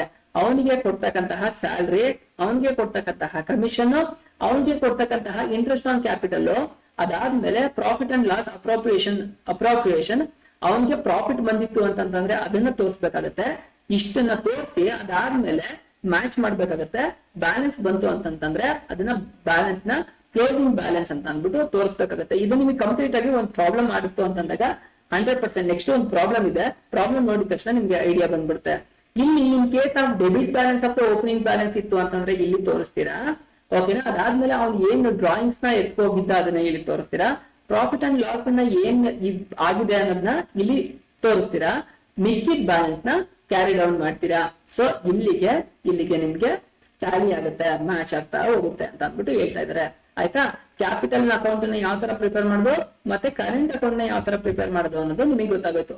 ಒಂದು ಸಿಂಪಲ್ ಆಗಿರ್ತಕ್ಕಂತಹ ಎಕ್ಸಾಂಪಲ್ ಮೂಲಕ ನಾವು ನೋಡ್ಬಿಡೋಣ. ಈಗ ನಿಮ್ಗೆ 100% ಅರ್ಥ ಆಗುತ್ತೆ. ನೆಕ್ಸ್ಟ್ ಫ್ಲಕ್ಚುಯೇಟಿಂಗ್ ಕ್ಯಾಪಿಟಲ್ ಗೆ ಸಂಬಂಧಪಟ್ಟಂಗೆ ಒಂದು ಪ್ರೋಫಾರ್ಮ್ ಒಂದು ಪ್ರಾಬ್ಲಮ್ ತೋರಿಸ್ಬಿಡ್ತೀನಿ. ನಿಮ್ಗೆ 100% ಕಂಪ್ಲೀಟ್ ಆಗಿ ಇನ್ಫಾರ್ಮೇಶನ್ ಸಿಗ್ಬಿಡುತ್ತೆ. ಇದರಲ್ಲಿ ಏನ್ ಹೇಳ್ತಿದ್ರೆ ಒಂದು ಇಲ್ಲಸ್ಟ್ರೇಷನ್ ಮೂಲಕ ನೋಡೋಣ. Sameer and Yasmin are the partners with capital of ₹15 lakh and 10 lakh respectively. They agree to share profit in the ratio of 3:2. ನೋಡಿ ಇಲ್ಲಿ ಯಾವ ಪ್ರಾಫಿಟ್ ಶೇರಿಂಗ್ ರೇಷಿಯೋದಲ್ಲಿ ಮಾಡ್ಕೊಳ್ಳೋಣ ಅಂತ ಹೇಳ್ತಿದ್ದಾರೆ. 3:2 ರೇಷಿಯೋದಲ್ಲಿ ಪ್ರಾಫಿಟ್ ಶೇರಿಂಗ್ ಮಾಡ್ತಾ ಇದ್ದಾರೆ ಅಂತ ಹೇಳ್ತಿದ್ದಾರೆ. Show how the following transaction will be recorded in the capital account of the partner in case of capital or fixed and in case of capital. ಇಲ್ಲಿ ಎರಡು ಮೆಥಡ್ ಅಲ್ಲೂ ಮಾಡಿ, ಫಿಕ್ಸ್ಡ್ ಕ್ಯಾಪಿಟಲ್ ಮೆಥಡ್ ಅಲ್ಲೂ ಮಾಡಿ ಅಂತ ಹೇಳ್ತಿದ್ರೆ, ಫ್ಲಕ್ಚುಯೇಟಿಂಗ್ ಮೆಥಡ್ ಅಲ್ಲೂ ಮಾಡಿ ತೋರಿಸಿ ಅಂತ ಅಂದ್ಬಿಟ್ಟು ತೋರಿಸ್ತಾ ಇದ್ರೆ. The books are closed on 31st March every year. ಪ್ರತಿ ವರ್ಷ ಮಾರ್ಚ್ 31st ಗೆ ಅವ್ರದ್ದು ಅಕೌಂಟ್ಸ್ ಕ್ಲೋಸ್ ಆಗ್ತಿದೆ. ಆ ಅಕೌಂಟ್ಸ್ ಕ್ಲೋಸ್ ಬೇಕಾದ್ರೆ ಎಷ್ಟು ಟ್ರಾನ್ಸಾಕ್ಷನ್ ಆಗ್ತಿದೆ, ಹೇಗೆ ಅವ್ರು ಫಿಕ್ಸ್ಡ್ ಕ್ಯಾಪಿಟಲ್ ಮೆಥಡ್ ಅಲ್ಲಿ ಏನಾಗ್ತಿದೆ, ಫ್ಲಕ್ಚುಯೇಟಿಂಗ್ ಕ್ಯಾಪಿಟಲ್ ಮೆಥಡ್ ಅಲ್ಲಿ ಏನಾಗ್ತಿದೆ ಅಂತ ಅಂದ್ಬಿಟ್ಟು ತೋರಿಸಿ ಅಂತ ಹೇಳಿದ್ದಾರೆ. ಇಲ್ಲಿ ಸಮೀರ್ ಮತ್ತೆ ಯಾಸ್ಮಿನ್ ಇವ್ರು ಎಷ್ಟು ಕ್ಯಾಪಿಟಲ್ ನ ಇನ್ವೆಸ್ಟ್ ಮಾಡ್ದ, 15 lakh. ಇವನು 10 lakh ನ ಕ್ಯಾಪಿಟಲ್ ನ ಇನ್ವೆಸ್ಟ್ ಮಾಡ್ದ. ಇವ್ರದ್ದು ಪ್ರಾಫಿಟ್ ಶೇರಿಂಗ್ ರೇಷಿಯೋ ಏನಿದೆ, 3:2 ಇದೆ. ಹಾಗಾದ್ರೆ ಎರಡು ಮೆಥಡ್ ಅಲ್ಲಿ ಮಾಡಿ ತೋರಿಸಿ ಅಂತ ಹೇಳ್ತಾ ಇದ್ರೆ, ಮಿಕ್ಕಿದ ಅಡ್ಜಸ್ಟ್ಮೆಂಟ್ ಗೆ ಸಂಬಂಧಪಟ್ಟಂಗೆ ಇಲ್ಲಿ ತೋರಿಸಿದರೆ ನೀವು ನೋಡ್ತಾ ಹೋಗ್ತೀರಾ. ಹಾಗಾದ್ರೆ ಫಿಕ್ಸ್ಡ್ ಕ್ಯಾಪಿಟಲ್ ಮೆಥಡ್ ಅಲ್ಲಿ ಫಸ್ಟ್ ಕ್ಯಾಪಿಟಲ್ ನ ತೋರಿಸ್ಬಿಟ್ಟಿದ್ದಾರೆ. Top partners capital account. ಇವರು ಇಲ್ಲಿ ಏನು ಅಡಿಷನಲ್ ಕ್ಯಾಪಿಟಲ್ ನ ತರ್ತಾ ಇದಾರೆ ಅಂತ ತೋರಿಸಿದಾರ. ಎಸ್, ಅಡಿಷನಲ್ ಕ್ಯಾಪಿಟಲ್ ನ ಅವರು ತರ ಬರ್ತಾ ಇದಾರೆ. 3 ಲಕ್ಷ. ಸಮೀರ್ 3 ಲಕ್ಷ ತರ್ತಾ ಇದ್ದಾನೆ, ಯಾಸ್ಮಿನ್ 2 lakhs ತರ್ತಾ ಇದ್ದಾನೆ ಅಂತ ಅಂದ್ಬಿಟ್ಟು ತೋರಿಸ್ತಿದ್ದಾರೆ. ಇಲ್ಲಿ ನೋಡಿ, ಇಲ್ಲಿ ಪಾರ್ಟ್ನರ್ಸ್ ಕ್ಯಾಪಿಟಲ್ ಅಕೌಂಟ್ ಅಂತ ಅಂದ್ಬಿಟ್ಟು ನೀವು ಈ ಫಾರ್ಮೆಟ್ ನ ಹಾಕಲ್ಬೇಕು. Debit, date, particulars, ledger folio. ಅದಾದ್ಮೇಲೆ Sameer amount rupees, Yasmin amount in rupees. ಅದಾದ್ಮೇಲೆ date, particulars, ledger folio. Sameer amount ಎಷ್ಟಿದೆ, ಯಾಸ್ಮಿನ್ ಅಮೌಂಟ್ ಎಷ್ಟಿದೆ ಅಂತ ಅಂದ್ಬಿಟ್ಟು ತೋರಿಸ್ಬೇಕಾಗತ್ತೆ. ಇಲ್ಲಿ ಬೈ ಬ್ಯಾಲೆನ್ಸ್ ಬ್ರಾಟ್ ಡೌನ್. ಅವರು ಮೊದಲು ಎಷ್ಟು ಬಂಡವಾಳನ ಇನ್ವೆಸ್ಟ್ ಮಾಡಿದ್ರು, 15 lakh, 10 lakh. ಇಲ್ಲಿ 15 lakh, 10 lakh ನ ನೀವು ತೋರಿಸ್ತೀರಿ. ಅದಾದ್ಮೇಲೆ ಏನ್ ಹೇಳ್ತಿದ್ರೆ, ಅಡಿಷನಲ್ ಆಗಿ October 2019 ಅಲ್ಲಿ ಮತ್ತೇನೆ ಅವರು ಅಡಿಷನಲ್ ಏನನ್ನ ಕ್ಯಾಪಿಟಲ್ ನ ಇನ್ವೆಸ್ಟ್ ಮಾಡ್ತಾ ಇದಾರೆ ಅಂತ ಹೇಳ್ತಿದ್ದಾರೆ. ಎಷ್ಟು, 3 lakhs ಮತ್ತೆ 2 lakhs. 3 lakhs ಮತ್ತೆ 2 lakhs ನ ತಂದು ಮಾಡ್ತಾ ಇದಾರೆ ಅಂತ ಹೇಳ್ತಾ ಇದಾರೆ. ಸೊ ಹಾಗಾಗಿ ಇದ್ರನ್ನ ಟೋಟಲ್ ನ ಮಾಡ್ಕೊಳ್ತೀವಿ ನಾವು. ಎಷ್ಟು ಬಂತು, 18 lakhs, 12 lakhs. ಸೇಮ್ ಅಮೌಂಟ್ ನ ಇಲ್ಲಿಗೆ ಕ್ಯಾರಿ ಮಾಡ್ತೀವಿ. ಇಲ್ಲಿ ಇಫ್ ಸಪೋಸ್ ಅವ್ರು ಏನಾದ್ರು ಡ್ರಾಯಿಂಗ್ಸ್ ನ ತಗೋ ಹೋಗ್ತಿದ್ದ ಅಂತಂದ್ರೆ ನಾವು ಇಲ್ಲಿ ಮೆನ್ಷನ್ ಮಾಡ್ತಾ ಇದ್ದೋ, ಬಟ್ ಅವ್ನು ಯಾವುದೇ ರೀತಿಯಾದಂತಹ ಡ್ರಾಯಿಂಗ್ಸ್ ನ ಎತ್ಕೊಂಡಿಲ್ಲ. ಹಾಗಾಗಿ ಬೈ ಬ್ಯಾಲೆನ್ಸ್ ಕ್ಯಾರಿ ಡೌನ್ ಮಾಡ್ತೀವಿ. ಇಲ್ಲಿಗೆ ಬೈ ಬ್ಯಾಲೆನ್ಸ್ ಬ್ರಾಡ್ ಡೌನ್ ಆಗುತ್ತೆ. ಸೇಮ್ ಅಮೌಂಟ್ ಈಗ ಎಷ್ಟು ಅಮೌಂಟ್ ಹಾಕಿದರೆ ಅಷ್ಟು ಕೂಡ ಅಮೌಂಟ್ ನಮ್ಮ ಹತ್ರ ಉಳಿದಿದೆ, ಬಿಸ್ನೆಸ್ ಅಲ್ಲಿ ಇದೆ ಅಂತ ಅಂದ್ಬಿಟ್ಟು ಪಾರ್ಟ್ನರ್ಸ್ ಕ್ಯಾಪಿಟಲ್ ಅಕೌಂಟ್ ಅಲ್ಲಿ ತೋರಿಸ್ತಾ ಇದ್ದಾರೆ. ಹಾಗಾದ್ರೆ ಪಾರ್ಟ್ನರ್ಸ್ ಕರೆಂಟ್ ಅಕೌಂಟ್ ಅಲ್ಲಿ ಏನ್ ತೋರಿಸ್ತಾ ಇದಾರೆ ಅನ್ನೋದನ್ನ ನೋಡ್ಬಿಡೋಣ. ಓಕೆನಾ. ಇದಾದ್ಮೇಲೆ ಇದೇ ಫಾರ್ಮೆಟ್ ಅನ್ನ ಹಾಕಲ್ತೀರಾ. ಇಲ್ಲಿ ಏನಂತಂದ್ರೆ ಅದನ್ನ ಬಿಟ್ಟು ಬೇರೆ ಬೇರೆ ಏನೇನ್ ಟ್ರಾನ್ಸಾಕ್ಷನ್ ನಡೆಯುತ್ತೋ ಎಲ್ಲವನ್ನ ಕರೆಂಟ್ ಅಕೌಂಟ್ ಅಲ್ಲಿ ಹಾಕಲ್ತೀವಿ ಅಂತ ಅಂದ್ಬಿಟ್ಟು ಈಗಾಗಲೇ ನಾನು ಮೆನ್ಷನ್ ಮಾಡಿದೀನಿ. ಇಲ್ಲಿ ನೋಡಿ, ಇಲ್ಲಿ ಅವ್ನು ಏನ್ ಹೇಳ್ತಿದ್ದಾನೆ, interest on capital 5% per annum. ಅವನು ಇನ್ವೆಸ್ಟ್ ಮಾಡಿರ್ತಕ್ಕಂತಹ ಅಮೌಂಟ್ ಗೆ 5% ಅಲ್ಲಿ ಇಂಟ್ರೆಸ್ಟ್ ನ ಕೊಡಿ ಅಂತ ಅಂದ್ಬಿಟ್ಟು ಹೇಳ್ತಾ ಇದ್ದಾನೆ. ಇಂಟ್ರೆಸ್ಟ್ ಆನ್ ಕ್ಯಾಪಿಟಲ್ ನಾವು ಈಗ ಕ್ಯಾಲ್ಕುಲೇಟ್ ಮಾಡ್ಬೇಕಾಗತ್ತೆ. 15 lakh ಇಂಟು ಎಷ್ಟು ಪರ್ಸೆಂಟ್ ಹೇಳ್ತಾರೆ, 5% ಇಂಟು 1 year. ಇದು ಕಂಪ್ಲೀಟ್ ಆಗಿ 1 yearಗೆ. ಓಕೆನಾ. ಅದಾದ್ಮೇಲೆ ಅವನು ಅಡಿಷನಲ್ ಕ್ಯಾಪಿಟಲ್ ನ ತರ್ತಾ ಇದ್ದಾನೆ. 3 lakhs ಇಂಟು 5% ಇಂಟು ಎಷ್ಟು, ಅಕ್ಟೋಬರ್ ಅಂತ ತರ್ತಾನೆ. October, November, December, Jan, February, March ಒಟ್ಟು 6 months ಗೆ ಅವನು ತರ್ತಾ ಇದ್ದಾನೆ. ಸೊ ಈಗ 6/12 12 ವರ್ಷಕ್ಕೆ ಎಷ್ಟಾಗುತ್ತೆ ಈ ಎರಡೂ ಟೋಟಲ್ ಮಾಡಿದಾಗ ನಮ್ಗೆ ಎಷ್ಟು ಬರುತ್ತೆ 82,500 rupees ಬರುತ್ತೆ. ಈ ಅಮೌಂಟ್ ನ ತಗೊಂಡು ಈ ಕ್ಯಾಲ್ಕುಲೇಟ್ ಮಾಡಿ ಬಂದಿರೋಂತಹ ಅಮೌಂಟ್ ನ ಇಂಟ್ರೆಸ್ಟ್ ಆನ್ ಕ್ಯಾಪಿಟಲ್ ಇಲ್ಲಿ ತೋರಿಸಿದ್ರೆ ಅದು ಯಾರ್ದು ತಮ್ಮಿರ್ದು, ಅದಾದ್ಮೇಲೆ ಯಾಸ್ಮಿನ್ದು ಕ್ಯಾಲ್ಕುಲೇಟ್ ಮಾಡಿ ಇಲ್ಲಿ ತೋರಿಸಿದ್ರೆ ನಿಮ್ಗೆ ಈ ಅಮೌಂಟ್ ಗಳು ಫಿಗರ್ ಎಲ್ಲಿಂದ ಬಂತು ಅಂತ ಅಂದ್ಬಿಟ್ಟು ಕ್ಯಾಲ್ಕುಲೇಷನ್ ಮಾಡಿ ತೋರಿಸಿದೀನಿ. ಅರ್ಥ ಆಯ್ತು ಅಂತ ಅನ್ಕೊಳ್ತೀನಿ. ಪಾರ್ಟ್ನರ್ ಸ್ಯಾಲ್ರಿ ಎಷ್ಟೆಷ್ಟು ತಗೊಳ್ತಾರೆ ಅಂತ ಅಂದ್ಬಿಟ್ಟು ಇಲ್ಲಿ ನೋಡಿ, ಇಲ್ಲಿ ಹೇಳ್ತಾ ಇದಾರೆ ಸ್ಯಾಲ್ರಿ ಎಷ್ಟು ತಗೊಳ್ತಾ ಇದಾರೆ, ಬರೀ ಸಮೀರ್ 20,000 rupees ತಗೊಳ್ತಾ ಇದ್ದಾನೆ ಅಂತ ಹೇಳ್ತಾ ಇದಾರೆ. ಮತ್ತೆ ಸ್ಯಾಲ್ರಿ ಅವನು ಅಷ್ಟು ತಗೊಳ್ತಾ ಇದ್ದಾನೆ. ಇವನು ಕಮಿಷನ್ ನ ತಗೊಳ್ತಾ ಇದ್ದಾನೆ. ಎಷ್ಟು ಕಮಿಷನ್ ನ ತಗೊಳ್ತಾ ಇದ್ದಾನೆ 7,000 ರೂಪಾಯಿ. ಇಲ್ಲಿ ನೋಡಿ, ಇಲ್ಲಿ 10,000 ಸ್ಯಾಲ್ರಿ ಕ್ಲಿಯರ್ ಆಯ್ತು. ಕಮಿಷನ್ ಇವನು 10,000 ತಗೊಳ್ತಾ ಇದ್ದಾನೆ. ಇಲ್ಲಿ ನೋಡಿ, ಇಲ್ಲಿ 10,000 ಇಲ್ಲಿ ತಗೊಂಡ ಅಂತ ತೋರಿಸ್ತಾ, ಅದಾದ್ಮೇಲೆ 7,000 ಯಾಸ್ಮಿನ್ ತಗೊಂಡಿದ್ದು ಅಂತ ಅಂದ್ಬಿಟ್ಟು ಇಲ್ಲಿ ಅಮೌಂಟ್ ನ ತೋರಿಸ್ತಾ ಇದಾರೆ. ಅರ್ಥ ಆಯ್ತು ಅಂತ ಅನ್ಕೊಳ್ತಾ ಇದ್ದೀನಿ.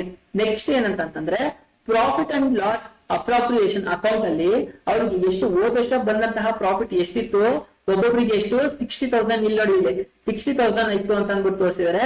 60,000 ನಾವ್ ಇಲ್ಲಿ ಬರ್ಕೊಂಡಿದ್ವಿ. ಇವನ್ಗೆ 40,000 ಬಂದಿತ್ತು ಅಂತ ಇದಾರೆ. 40,000 ನ ಇಲ್ಲಿ ತೋರಿಸ್ತಾ ಇದೀವಿ. ಈಗ ಏನ್ ಮಾಡ್ತೀವಿ, ನಾವು ಇಷ್ಟು ಟೋಟಲ್ ನ ಮಾಡ್ತೀವಿ. ಟೋಟಲ್ ಮಾಡಿ ಇಲ್ಲಿಗೆ ಕ್ಯಾರಿ ಮಾಡ್ಕೊಳ್ತೀವಿ. ಕ್ಯಾರಿ ಮಾಡಿ ಎಷ್ಟೆಷ್ಟನ್ನ ಅವ್ರು ತಗೋದ್ರು, ವಾಪಸ್ ಇಂಟ್ರೆಸ್ಟ್ ಎಷ್ಟು ಕಟ್ಟರು ಅಂತ ಗೊತ್ತಾಗ್ಬೇಕಲ್ವಾ. ಸೊ ಹಾಗಾಗಿ ಡ್ರಾಯಿಂಗ್ಸ್ ನ ಎಷ್ಟು ಎತ್ಕೊ ಹೋಗ್ತಿದ್ದಾರೆ ಇಲ್ಲಿ ನೋಡಿ, ಇಲ್ಲಿ ತೋರಿಸಿದ್ರೆ 30,000 20,000 30,000 ರೂಪಾಯಿ ಅವ್ನು ತಗೋಗಿದ್ದಾನೆ ಡ್ರಾಯಿಂಗ್ಸ್. ಅದಾದ್ಮೇಲೆ ಯಾಸ್ಮಿನ್ 20,000 ತಗೋಗಿದ್ದಾನೆ. ಅದಾದ್ಮೇಲೆ ಇಂಟ್ರೆಸ್ಟ್ ಆನ್ ಡ್ರಾಯಿಂಗ್ ಅವ್ನು ಎಷ್ಟೆಷ್ಟು ಪೇಮೆಂಟ್ ನ ಅವ್ನು ಮಾಡ್ತಾನೆ, ಡ್ರಾಯಿಂಗ್ಸ್ ತಗೋಗಿರೋದಕ್ಕೆ ಎಷ್ಟು ಅಮೌಂಟ್ ಕಟ್ಟಿದಾನೆ ಅಂತ ಅಂದ್ಬಿಟ್ಟು ಇಲ್ಲಿ ತೋರಿಸ್ತಾ ಇದ್ರೆ 1,800 1,200 rupees ಕಟ್ಟಿದಾನೆ ಅಂತ ಅಂದ್ಬಿಟ್ಟು. ಈಗ ನಮ್ಗೆ ಅದರಲ್ಲಿ ಈ ಬ್ಯಾಲೆನ್ಸ್ ಅಲ್ಲಿ ಈ ಮೇಲ್ಗಡೆ ಇರೋ ಅಮೌಂಟ್ ಅನ್ನು ಕಳೆದು ಮಿಕ್ಕಿದೆಷ್ಟು ಬ್ಯಾಲೆನ್ಸ್ ಉಳಿಯುತ್ತೆ ಅಂತ ಅಂದ್ಬಿಟ್ಟು ನಾವು ಡಿಸ್ಪ್ಲೇಲಿ ತೋರಿಸ್ಬೇಕಾಗುತ್ತೆ. ಇದನ್ನ ಡಿಡಕ್ಟ್ ಮಾಡಿದಾಗ ನಿಮ್ಗೆ 1,40,700 ಉಳಿಯುತ್ತೆ. ಇಲ್ಲಿ 80,800 rupees ಇರುತ್ತೆ. ಇದು ಕ್ಯಾರಿ ಡೌನ್ ಆಯ್ತು. ಇಲ್ಲಿ ಅದು ಬ್ರಾಡ್ ಡೌನ್ ಆಗ್ತಾ ಹಿಂಗೆ ಬಿಸ್ನೆಸ್ ಮುಂದುವರಿತಾ ಹೋಗುತ್ತೆ. ಇದು ಫಿಕ್ಸ್ಡ್ ಕ್ಯಾಪಿಟಲ್ ಮೆಥಡ್ ಅಲ್ಲಿ ಇರ್ತಕ್ಕಂತಹ ಅಡ್ಜಸ್ಟ್ಮೆಂಟ್ ಆಗಿದೆ ಅಂತ ಅಂದ್ಬಿಟ್ಟು ತೋರಿಸ್ತಾ ಇದ್ರೆ. ಹಾಗಾದ್ರೆ ಫ್ಲಕ್ಚುಯೇಟಿಂಗ್ ಕ್ಯಾಪಿಟಲ್ ಮೆಥಡ್ ಅಲ್ಲಿ ಹೇಗೆ ತೋರಿಸ್ತಾರೆ ಅಂತ ಅಂದ್ಬಿಟ್ಟು ಸೇಮ್ ಪ್ರಾಬ್ಲಮ್ಗೆ ನೋಡ್ತಾ ಹೋಗೋಣ. ಸೇಮ್ ಅಲ್ಲೇನೆ ಅದು ಅದೇ ಪ್ರಾಬ್ಲಮ್ ಗೆ ಸಂಬಂಧಪಟ್ಟಂಗೆ. ಬಟ್ ಫ್ಲಕ್ಚುಯೇಟಿಂಗ್ ಕ್ಯಾಪಿಟಲ್ ಅಂತಂದ್ರೆ ಏನು ಅನ್ನೋದನ್ನ ಕಂಪ್ಲೀಟ್ ಆಗಿ ತಿಳ್ಕೊಬಿಡೋಣ. ಫ್ಲಕ್ಚುಯೇಟಿಂಗ್ ಕ್ಯಾಪಿಟಲ್ ಅಂತಂದ್ರೆ ಏನು ಅಂತ ಈಗಾಗಲೇ ತಿಳ್ಕೊಂಡಿದ್ದೀರಾ.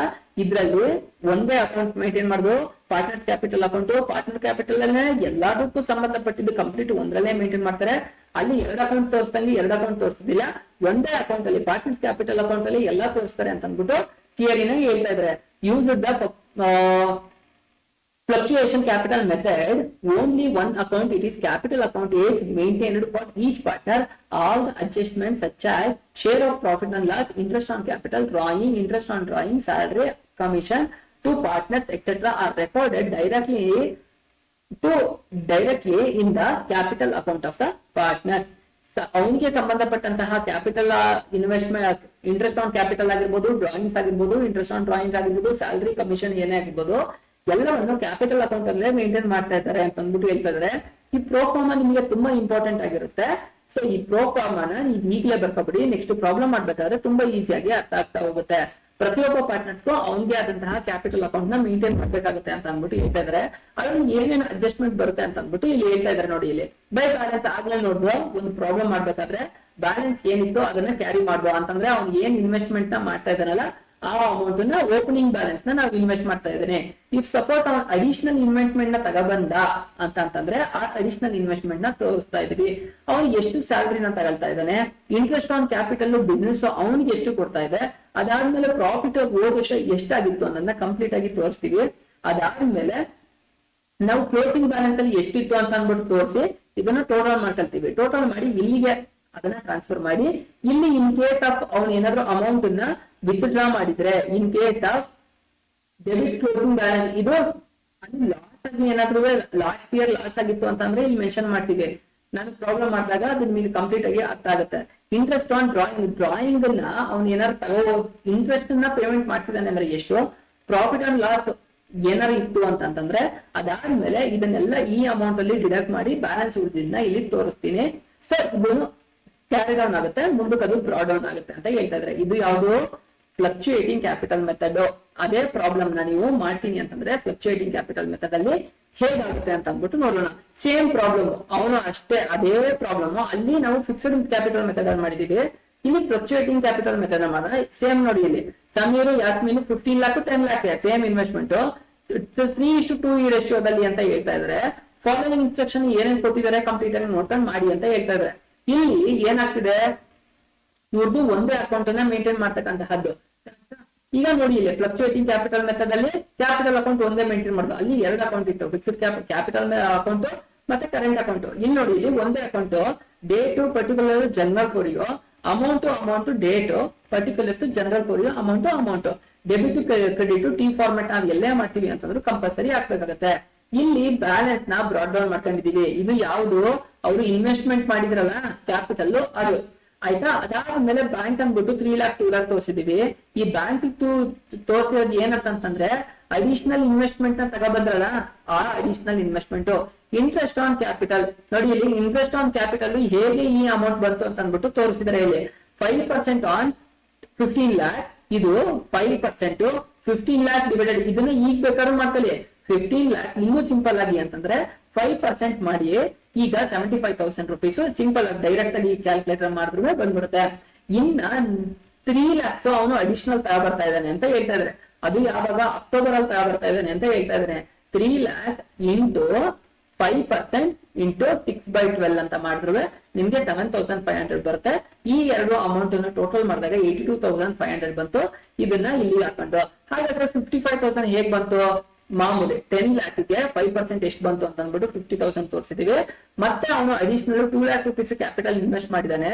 6 months ಆದ್ಮೇಲೆ ಅದನ್ನ ಕ್ಯಾಪಿಟಲ್ ಇನ್ವೆಸ್ಟ್ ಮಾಡಿದಾನೆ. ಅದಕ್ಕೆ 500 ಆಯ್ತು, 5,000 ಆಯ್ತು, ಸೊ 55,000 ಆಯ್ತು. ಸೊ 55,000 ಇಲ್ಲಿ ತೋರಿಸಿದ್ದಾರೆ ಆಯ್ತಾ. ಅವರು ಎಂಪ್ಲಾಯಿ ಪಾರ್ಟ್ನರ್ಸ್ ಎಷ್ಟೆಷ್ಟು ಸ್ಯಾಲರಿ ಒಬ್ಬೊಬ್ಬರಾಗಿ ಎತ್ಕೊ ಹೋಗಿದ್ದಾರೆ ಅನ್ನೋದನ್ನ ಕಂಪ್ಲೀಟ್ ಆಗಿ ಇಲ್ಲಿ ಡಿಸ್ಪ್ಲೇ ಬರುತ್ತೆ. ಎಷ್ಟು ಸ್ಯಾಲರಿ ತಗೋಗಿದ್ದಾನೆ ಸಮೀರು, 20,000 ಸ್ಯಾಲರಿ ತಗೊಂಡಿದ್ದಾನೆ ವರ್ಷಕ್ಕೆ. ಅದೇ ಯಾಸ್ಮಿನ್ 7,000 ರೂಪಾಯಿ ಸ್ಯಾಲರಿ ತಗೊಂಡಿದ್ದಾನೆ ಅಂತ ಹೇಳ್ತಾ ಇದಾರೆ. ಫೈನಲ್ ಆಗಿ ಕಮಿಷನ್ ಪಾಯಿಂಟ್ ಅಲ್ಲಿ ಕಮಿಷನ್ ಸಮೀರು 10,000 rupees ಆ ಥಿಯರಿಲಿ ಇತ್ತು. ನೀವು ಆ ಪ್ರಾಬ್ಲಮ್ ನೋಡಿದಾಗ 10,000 ರೂಪಾಯಿ ತಗೋಗಿದ್ದಾನೆ. Profit and loss appropriation account last year ಅವರಿಗೆ ಪ್ರಾಫಿಟ್ ಆಗಿದೆ 60,000 40,000 ಅಂತ ಅಂದ್ಬಿಟ್ಟು ಬರ್ಕೊಂಡಿದ್ದಾನೆ. ಇವನು ಎಂಪ್ಲಾಯ್ ಪಾರ್ಟ್ನರ್ ಡ್ರಾಯಿಂಗ್ಸ್ ನ ಆರ್ಟಿಪಿ ಇನ್ವೆಸ್ಟ್ಮೆಂಟ್ ನ ವಾಪಸ್ ಎಷ್ಟು ತಗೋಗಿದ್ದಾನೆ, ಸಮೀರು 30,000 ರೂಪಾಯಿ ತಗೋಗಿದ್ದಾನೆ. ಅದೇ ಯಾಸ್ಮಿನ್ 20,000 ರೂಪಾಯಿ ತಗೋಗಿದ್ದಾನೆ. ಅವ್ರು ತಗೋಗಿರಂತಹ ಅಮೌಂಟ್ ಗೆ ಇಂಟ್ರೆಸ್ಟ್ ಬಿಸ್ನೆಸ್ ಏನಾದ್ರು ಪೇ ಮಾಡ್ತಿದಾನ, ಖಂಡಿತ ಮಾಡ್ತಿದ್ದಾನೆ. ಎಷ್ಟು ಮಾಡ್ತಿದ್ದಾನೆ ಅಂತ ಡೈರೆಕ್ಟ್ ಅವರೇ ಕೊಟ್ಬಿಟ್ಟಿದ್ದಾರೆ. ಡೈರೆಕ್ಟ್ ಆಗಿ ಅವರೇ ಕೊಟ್ಬಿಟ್ರು ಅಂತಂದ್ರೆ ನಾವೇನ್ ಟೆನ್ಷನ್ ಮಾಡ್ಕೊಳ್ಳೋ ಅಂತದ್ದಿಲ್ಲ. ಅವ್ರು ಎಷ್ಟು ಅಮೌಂಟ್ ಕೊಟ್ಟಿರ್ತಾರೆ ಅದನ್ನೇ ಡೈರೆಕ್ಟ್ ಆಗಿ, ಈಗ ಕ್ಯಾಲ್ಕುಲೇಷನ್ ಮಾಡ್ಬೇಕು ಅಂತಂದ್ರೆ ನಾವು ಕ್ಯಾಲ್ಕುಲೇಟ್ ಮಾಡ್ಬೇಕಾಗಿತ್ತು. ಬಟ್ ಅವರನ್ನೇ ಅಮೌಂಟ್ ಕೊಟ್ಬಿಟ್ಟಿದ್ದಾರೆ. ಎಷ್ಟು ಇಂಟ್ರೆಸ್ಟ್ ಆನ್ ಕ್ಯಾಪಿಟಲ್ ಡ್ರಾಯಿಂಗ್ಸ್ ಕೊಟ್ಟಿದ್ದಾರೆ ಅಂತ ಅಂದ್ಬಿಟ್ಟು ನೀವು ಇಂಟ್ರೆಸ್ಟ್ ಆನ್ ಡ್ರಾಯಿಂಗ್ಸ್ ನ ಇಷ್ಟು ಬರಿಬೇಕಾಗತ್ತೆ. ಫೈನಲ್ ಆಗಿ ಇದ್ರ ಟೋಟಲ್ ಏನಿದೆಯಲ್ಲ, ನೀವು ಇದ್ರ ಟೋಟಲ್ ನ ಇಲ್ಲಿ ಹಾಕಿ ಬ್ಯಾಲೆನ್ಸ್ ಅನ್ನ ಮೇಲ್ಗಡೆ ಲೆಸ್ ಮಾಡಿದ್ರೆ ನಿಮ್ಗೆ ಅಮೌಂಟ್ ಉಳಿಯುತ್ತೆ. ಇದು ನಿಮಗೆ ನೆಕ್ಸ್ಟ್ ಗೆ ಕ್ಯಾರಿ ಫಾರ್ವರ್ಡ್ ಆಗುತ್ತೆ. ಬ್ರಾಡ್ ಇಲ್ಲಿ ಕ್ಯಾರಿ ಡೌನ್ ಆಗಿದೆ, ಅದು ಬ್ರಾಡ್ ಡೌನ್ ಆಗುತ್ತೆ ಅಂತ ಹೇಳ್ತಾ ಇದಾರೆ. ಸೊ ಈಗ ನಿಮ್ಗೆ ಕಂಪ್ಲೀಟ್ ಆಗಿ ಫಿಕ್ಸ್ಡ್ ಕ್ಯಾಪಿಟಲ್ ಮೆಥಡ್ ಅಲ್ಲಿ ಯಾವ ತರ ಮಾಡ್ತಾರೆ, ಫ್ಲಕ್ಚುಯೇಟಿಂಗ್ ಕ್ಯಾಪಿಟಲ್ ಮೆಥಡ್ ಅಲ್ಲಿ ಯಾವ ತರ ಮಾಡ್ತಾರೆ, ಅದ್ರದ್ದು ಪ್ರೋ ಫಾರ್ಮ್ ಏನಿತ್ತು ಅಂತ ಅಂದ್ಬಿಟ್ಟು ಕಂಪ್ಲೀಟ್ ಆಗಿ ಅರ್ಥ ಆಯ್ತು. ನೆಕ್ಸ್ಟ್ ಏನಂತಂದ್ರೆ P&L ಅಪ್ರೋಪ್ರಿಯೇಷನ್ ಅಂತ ಬರ್ತದೆ, ಅದು 6 marks ಗೆ ಬರ್ತಾ ಹೋಗೋದು. ಇದರಿಂದ ಇನ್ನೂ ನಿಮ್ಗೆ ಪ್ರಾಬ್ಲಮ್ಗಳು ಜಾಸ್ತಿ ಆಗ್ತಾನೆ ಒನ್ ಬೈ ಒನ್ ಆಗ್ತಾ ಹೋಗುತ್ತೆ. ಸೊ ಆಸ್ ಆಫ್ ನಾವು ನಿಮ್ಗೆ ಇಲ್ಲಿ ತಿಳ್ಕೊಂಡಿದಿರಲ್ಲ, ಇವಾಗಿನ ಕ್ಲಾಸ್ ಅಲ್ಲಿ ಇವಾಗಿನ ಲೆಕ್ಚರ್ ಸೀರೀಸ್ ಅಲ್ಲಿ ಪಾರ್ಟ್ನರ್ಶಿಪ್ ಅಂತಂದ್ರೆ ಏನು, ಪಾರ್ಟ್ನರ್ಶಿಪ್ ಗೆ ಸಂಬಂಧಪಟ್ಟಂಗೆ ಪಾರ್ಟ್ನರ್ಶಿಪ್ ಡೀಡ್ ಅಂತಂದ್ರೇನು, ಅದು ಎಷ್ಟು ಮಾರ್ಕ್ಸ್ ಗೆ ಆನ್ಯುವಲ್ ಎಕ್ಸಾಮ್ ಗೆ ಬರುತ್ತೆ, ಅದಾದ್ಮೇಲೆ ಪಾರ್ಟ್ನರ್ಶಿಪ್ ಡೀಡ್ ಅಂತಂದ್ರೆ ಪಾರ್ಟ್ನರ್ಶಿಪ್ ಡೀಡ್ ಅಲ್ಲಿ ಇರ್ತಕ್ಕಂತಹ ಟರ್ಮ್ಸ್ ಅಂಡ್ ಕಂಡೀಷನ್ಸ್ ಏನು, ಅದ್ರಲ್ಲಿ ಬರ್ತಕ್ಕಂತಹ ಪಾಯಿಂಟ್ಸ್ ಗಳು ಏನೇನ್ ಮೆನ್ಷನ್ ಮಾಡ್ಬೇಕಾಗಿತ್ತು ಅಂತ ಅಂದ್ಬಿಟ್ಟು, ಇನ್ ಕೇಸ್ ಆಫ್ ಪಾರ್ಟ್ನರ್ಶಿಪ್ ಡೀಡ್ ಇಲ್ಲ ಅಂತಂದಾಗ ಟ್ರೀಟ್ಮೆಂಟ್ ಗಳನ್ನ ಏನ್ ಮಾಡ್ಬೋದು ಅಂತ ಅಂದ್ಬಿಟ್ಟು ನೋಡಿದ್ರ. ಹಾಗೆ ಮೇಂಟೆನೆನ್ಸ್ ಆಫ್ ಕ್ಯಾಪಿಟಲ್ ಅಕೌಂಟ್ ಅಲ್ಲಿ 2 ವಿಧಗಳಿದೆ, ಫಿಕ್ಸ್ಡ್ ಕ್ಯಾಪಿಟಲ್ ಮತ್ತು ಫ್ಲಕ್ಚುಯೇಟಿಂಗ್ ಕ್ಯಾಪಿಟಲ್ ಮೆಥಡ್ ಅಂತ ಅನ್ನೋದು. ಫಿಕ್ಸ್ಡ್ ಕ್ಯಾಪಿಟಲ್ ಮೆಥಡ್ ಅಲ್ಲಿ ನೀವು ಕ್ಯಾಪಿಟಲ್ ಅಕೌಂಟ್ ನ ಯಾವ ತರ ಮೇಂಟೈನ್ ಮಾಡ್ತೀರಾ, ಮತ್ತೆ ಫ್ಲಕ್ಚುಯೇಟಿಂಗ್ ಕ್ಯಾಪಿಟಲ್ ಅಕೌಂಟ್ ಅಲ್ಲಿ ಕ್ಯಾಪಿಟಲ್ ಅಕೌಂಟ್ ಮಾಡಿ ಇರ್ತಕ್ಕಂಥ ಎಲ್ಲಾ ಅಡ್ಜಸ್ಟ್ಮೆಂಟ್ ಗಳು ಯಾವ ತರ ಮಾಡ್ತೀರಾ ಅಂತ ಅಂದ್ಬಿಟ್ಟು ವಿತ್ ಎಕ್ಸಾಂಪಲ್ ಪ್ರೋಫಾರ್ಮ್ ನ ನೀವು ಕಂಪ್ಲೀಟ್ ಆಗಿ ಈಗಾಗಲೇ ಅದ್ರದ್ದು ಡಿಫ್ರೆನ್ಸ್ ತಿಳ್ಕೊಂಡು ಪ್ರಾಬ್ಲಮ್ ನ ಒಂದನ್ನು ಮಾಡಿದೀರಾ. ನೆಕ್ಸ್ಟ್ ಜಾಸ್ತಿ ಪ್ರಾಬ್ಲಮ್ ಅನ್ನ ಮಾಡಿದಾಗ ನಿಮ್ಗೆ ತುಂಬಾ ಈಸಿಯಾಗಿ ಅರ್ಥ ಆಗ್ತಾ ಹೋಗುತ್ತೆ. ನಿಮ್ಗೆ ಇನ್ನೂ ಸ್ಟಿಲ್ ಏನಾದ್ರು ಡೌಟ್ ಇದೆ, ಕನ್ಫ್ಯೂಷನ್ಸ್ ಇದೆ ಅಂತಂದ್ರೆ ಕಮೆಂಟ್ ಮಾಡಿ ಕೇಳಿ. ಈಗಾಗಲೇ ಗ್ರೂಪ್ ಗಳನ್ನ ಕ್ರಿಯೇಟ್ ಮಾಡಿದೀನಿ, ಟೆಲಿಗ್ರಾಮ್ ಗ್ರೂಪ್ ಕ್ರಿಯೇಟ್ ಮಾಡಿದೀನಿ, ವಾಟ್ಸ್ಆಪ್ ಗ್ರೂಪ್ ಕ್ರಿಯೇಟ್ ಮಾಡ್ತೀನಿ. ನಿಮ್ಗೆ ಕಂಫರ್ಟ್ ಯಾವ್ದಿದೆ ಅಂತಂದ್ರೆ ಅದನ್ನ ಜಾಯಿನ್ ಆಗ್ಬೋದು. ಇನ್ನು ನಿಮ್ಗೆ ಏನಾದ್ರು ಇನ್ಪುಟ್ಸ್ ಬೇಕು ಅಂತಂದ್ರೆ ಇದಕ್ಕೆ ಸಂಬಂಧಪಟ್ಟಂತೆ ಸಾಫ್ಟ್ ಕಾಪಿ ಟೆಕ್ಸ್ಟ್ ಬುಕ್ ಕೂಡ ನಾನು ಕೆಳಗಡೆ ಪೇಸ್ಟ್ ಮಾಡಿದೀನಿ, ನೀವು ಡೌನ್ಲೋಡ್ ಮಾಡ್ಕೊಂಡು ರೆಫರ್ ಮಾಡ್ಬೋದು. ಹಾಗೇನೆ ಇನ್ನೂ ಒಂದೇನಂತ ಅಂತಂದ್ರೆ ನೀವು ಟೆಕ್ಸ್ಟ್ ಬುಕ್ ನ ಇಟ್ಕೊಂಡಿದ್ದೀರಾ ಅಂತಂದ್ರೆ ಈಗ ಪಾಠ ಕಂಪ್ಲೀಟ್ ಆಗಿ ಅರ್ಥ ಆಯ್ತು. ಈಗ ನಿಮ್ದು ಸ್ಟಡಿ ಮೆಟೀರಿಯಲ್ ಅಥವಾ ಗೈಡೋ ಅಥವಾ ಟೆಕ್ಸ್ಟ್ ಬುಕ್ ಏನ್ ಇಟ್ಕೊಂಡಿರ್ತೀರಲ್ಲ ಅದನ್ನ ತೆಗೆದುಬಿಟ್ಟು ಒಂದ್ಸಲ ಕ್ಲೀನ್ ಆಗಿ ನೋಡ್ಕೊ ಹೋಗಿ, ಕಂಪ್ಲೀಟ್ ಆಗಿ ಅರ್ಥ ಆಗ್ಬಿಡುತ್ತೆ. ಇಫ್ ಸಪೋಸ್ ಸ್ಟಿಲ್ ನಿಮ್ಗೆ ಇನ್ನೂ ಟೆಕ್ಸ್ಟ್ ಬುಕ್ ಅಲ್ಲಿ ಡೌಟ್ ಗಳು ಕ್ರಿಯೇಟ್ ಆಗ್ತಿದೆ ಅಂತಂದ್ರೆ ಜಸ್ಟ್ ಅಂಡರ್ಲೈನ್ ಮಾಡ್ಕೊಳ್ಳಿ, ನೀವು ಕಮೆಂಟ್ ಮಾಡಿ ಕೇಳಿ ಈ ಪಾಠದಲ್ಲಿ ಇಂಥ ಪಾಯಿಂಟ್ ನಮ್ಗೆ ಅರ್ಥ ಆಗಿಲ್ಲ ಅಂತ ಅಂದ್ಬಿಟ್ಟು ನಾನು ಈಗೇನ್ ಅದನ್ನ ನಿಮ್ಗೆ ಎಕ್ಸ್ಪ್ಲೈನ್ ಮಾಡ್ತೀನಿ. ಸೊ ಡೌಟ್ ಗಳೆಲ್ಲ ಕ್ಲಿಯರ್ ಆಗಿದೆ ಅಂತ ಅನ್ಕೊಳ್ತೀನಿ. ಇನ್ನು ನಿಮ್ಗೆ ಫರ್ದರ್ ಏನಾದ್ರು ಬೇಕು ಅಂತಂದ್ರೆ ಕೇಳಿ, ನೆಕ್ಸ್ಟ್ ಕ್ಲಾಸ್ ಅಲ್ಲಿ ಈ ಚಾಪ್ಟರ್ ಗೆ ಸಂಬಂಧಪಟ್ಟಿದ್ದು ಕಂಪ್ಲೀಟ್ ಪ್ರಾಬ್ಲಮ್ಸ್ ಗಳು ಏನೇನಿದೆ 6 ಮಾರ್ಕ್ಸ್ ಗೆ ಬರ್ತದಲ್ಲ ಆ ಪ್ರಾಬ್ಲಮ್ ಗಳನ್ನ ಕಂಪ್ಲೀಟ್ ಆಗಿ ನಾನು ಎಕ್ಸ್ಪ್ಲೈನ್ ಮಾಡ್ತೀನಿ. ಒಂದಕ್ಕೊಂದು ಇಂಟರ್ಲಿಂಕ್ ಸಿಗ್ತಾ ಹೋಗುತ್ತೆ. ನೆಕ್ಸ್ಟ್ ಒಂದು 2 ವಿಡಿಯೋದಲ್ಲಿ ನಿಮ್ಗೆ ಈ ಚಾಪ್ಟರ್ ಮುಗ್ದೋಗ್ಬಿಡುತ್ತೆ. ಸೊ ಲಿಂಕ್ ಇರೋದ್ರಿಂದ ಕಂಪ್ಲೀಟ್ ಆಗಿ ನೋಡಿ, ಡಿಲೇ ಮಾಡ್ಕೊಳಕ್ ಹೋಗ್ಬೇಡಿ, ಬೇಗ ಕಲಿತಾ ಹೋಗಿ. ಮತ್ತೆ ಇನ್ಫಾರ್ಮೇಶನ್ ನಿಮಗೆ ಆಗ್ತಿದೆ, ಅರ್ಥ ಆಗ್ತಿದೆ ಅಂತಂದ್ರೆ ನಿಮ್ಮ ಫ್ರೆಂಡ್ಸ್ ಗಳ ಜೊತೆಗೂ ಶೇರ್ ಮಾಡ್ತಾ ಹೋಗಿ. ಇರ್ತಕ್ಕಂತಹ ಆಪರ್ಚುನಿಟಿ ಸೋಷಿಯಲ್ ಮೀಡಿಯಾ ಪ್ಲಾಟ್ಫಾರ್ಮ್ ಗಳನ್ನೆಲ್ಲಾದ್ರೂ ನೀವು ಜಾಯಿನ್ ಆಗಿ ಅಂತ ಹೇಳ್ತಾ ಇವತ್ತಿನ ಕ್ಲಾಸ್ಗೆ ವೈಂಡ್ ಅಪ್ ಮಾಡೋಣ. ನೆಕ್ಸ್ಟ್ ಕ್ಲಾಸ್ ಅಲ್ಲಿ ಮತ್ತೆ ಇದ್ರದ ಹಾಫ್ ಪೋರ್ಷನ್ ಏನಿದೆ ಅದನ್ನು ಕಂಪ್ಲೀಟ್ ಮಾಡ್ಬಿಡೋಣ.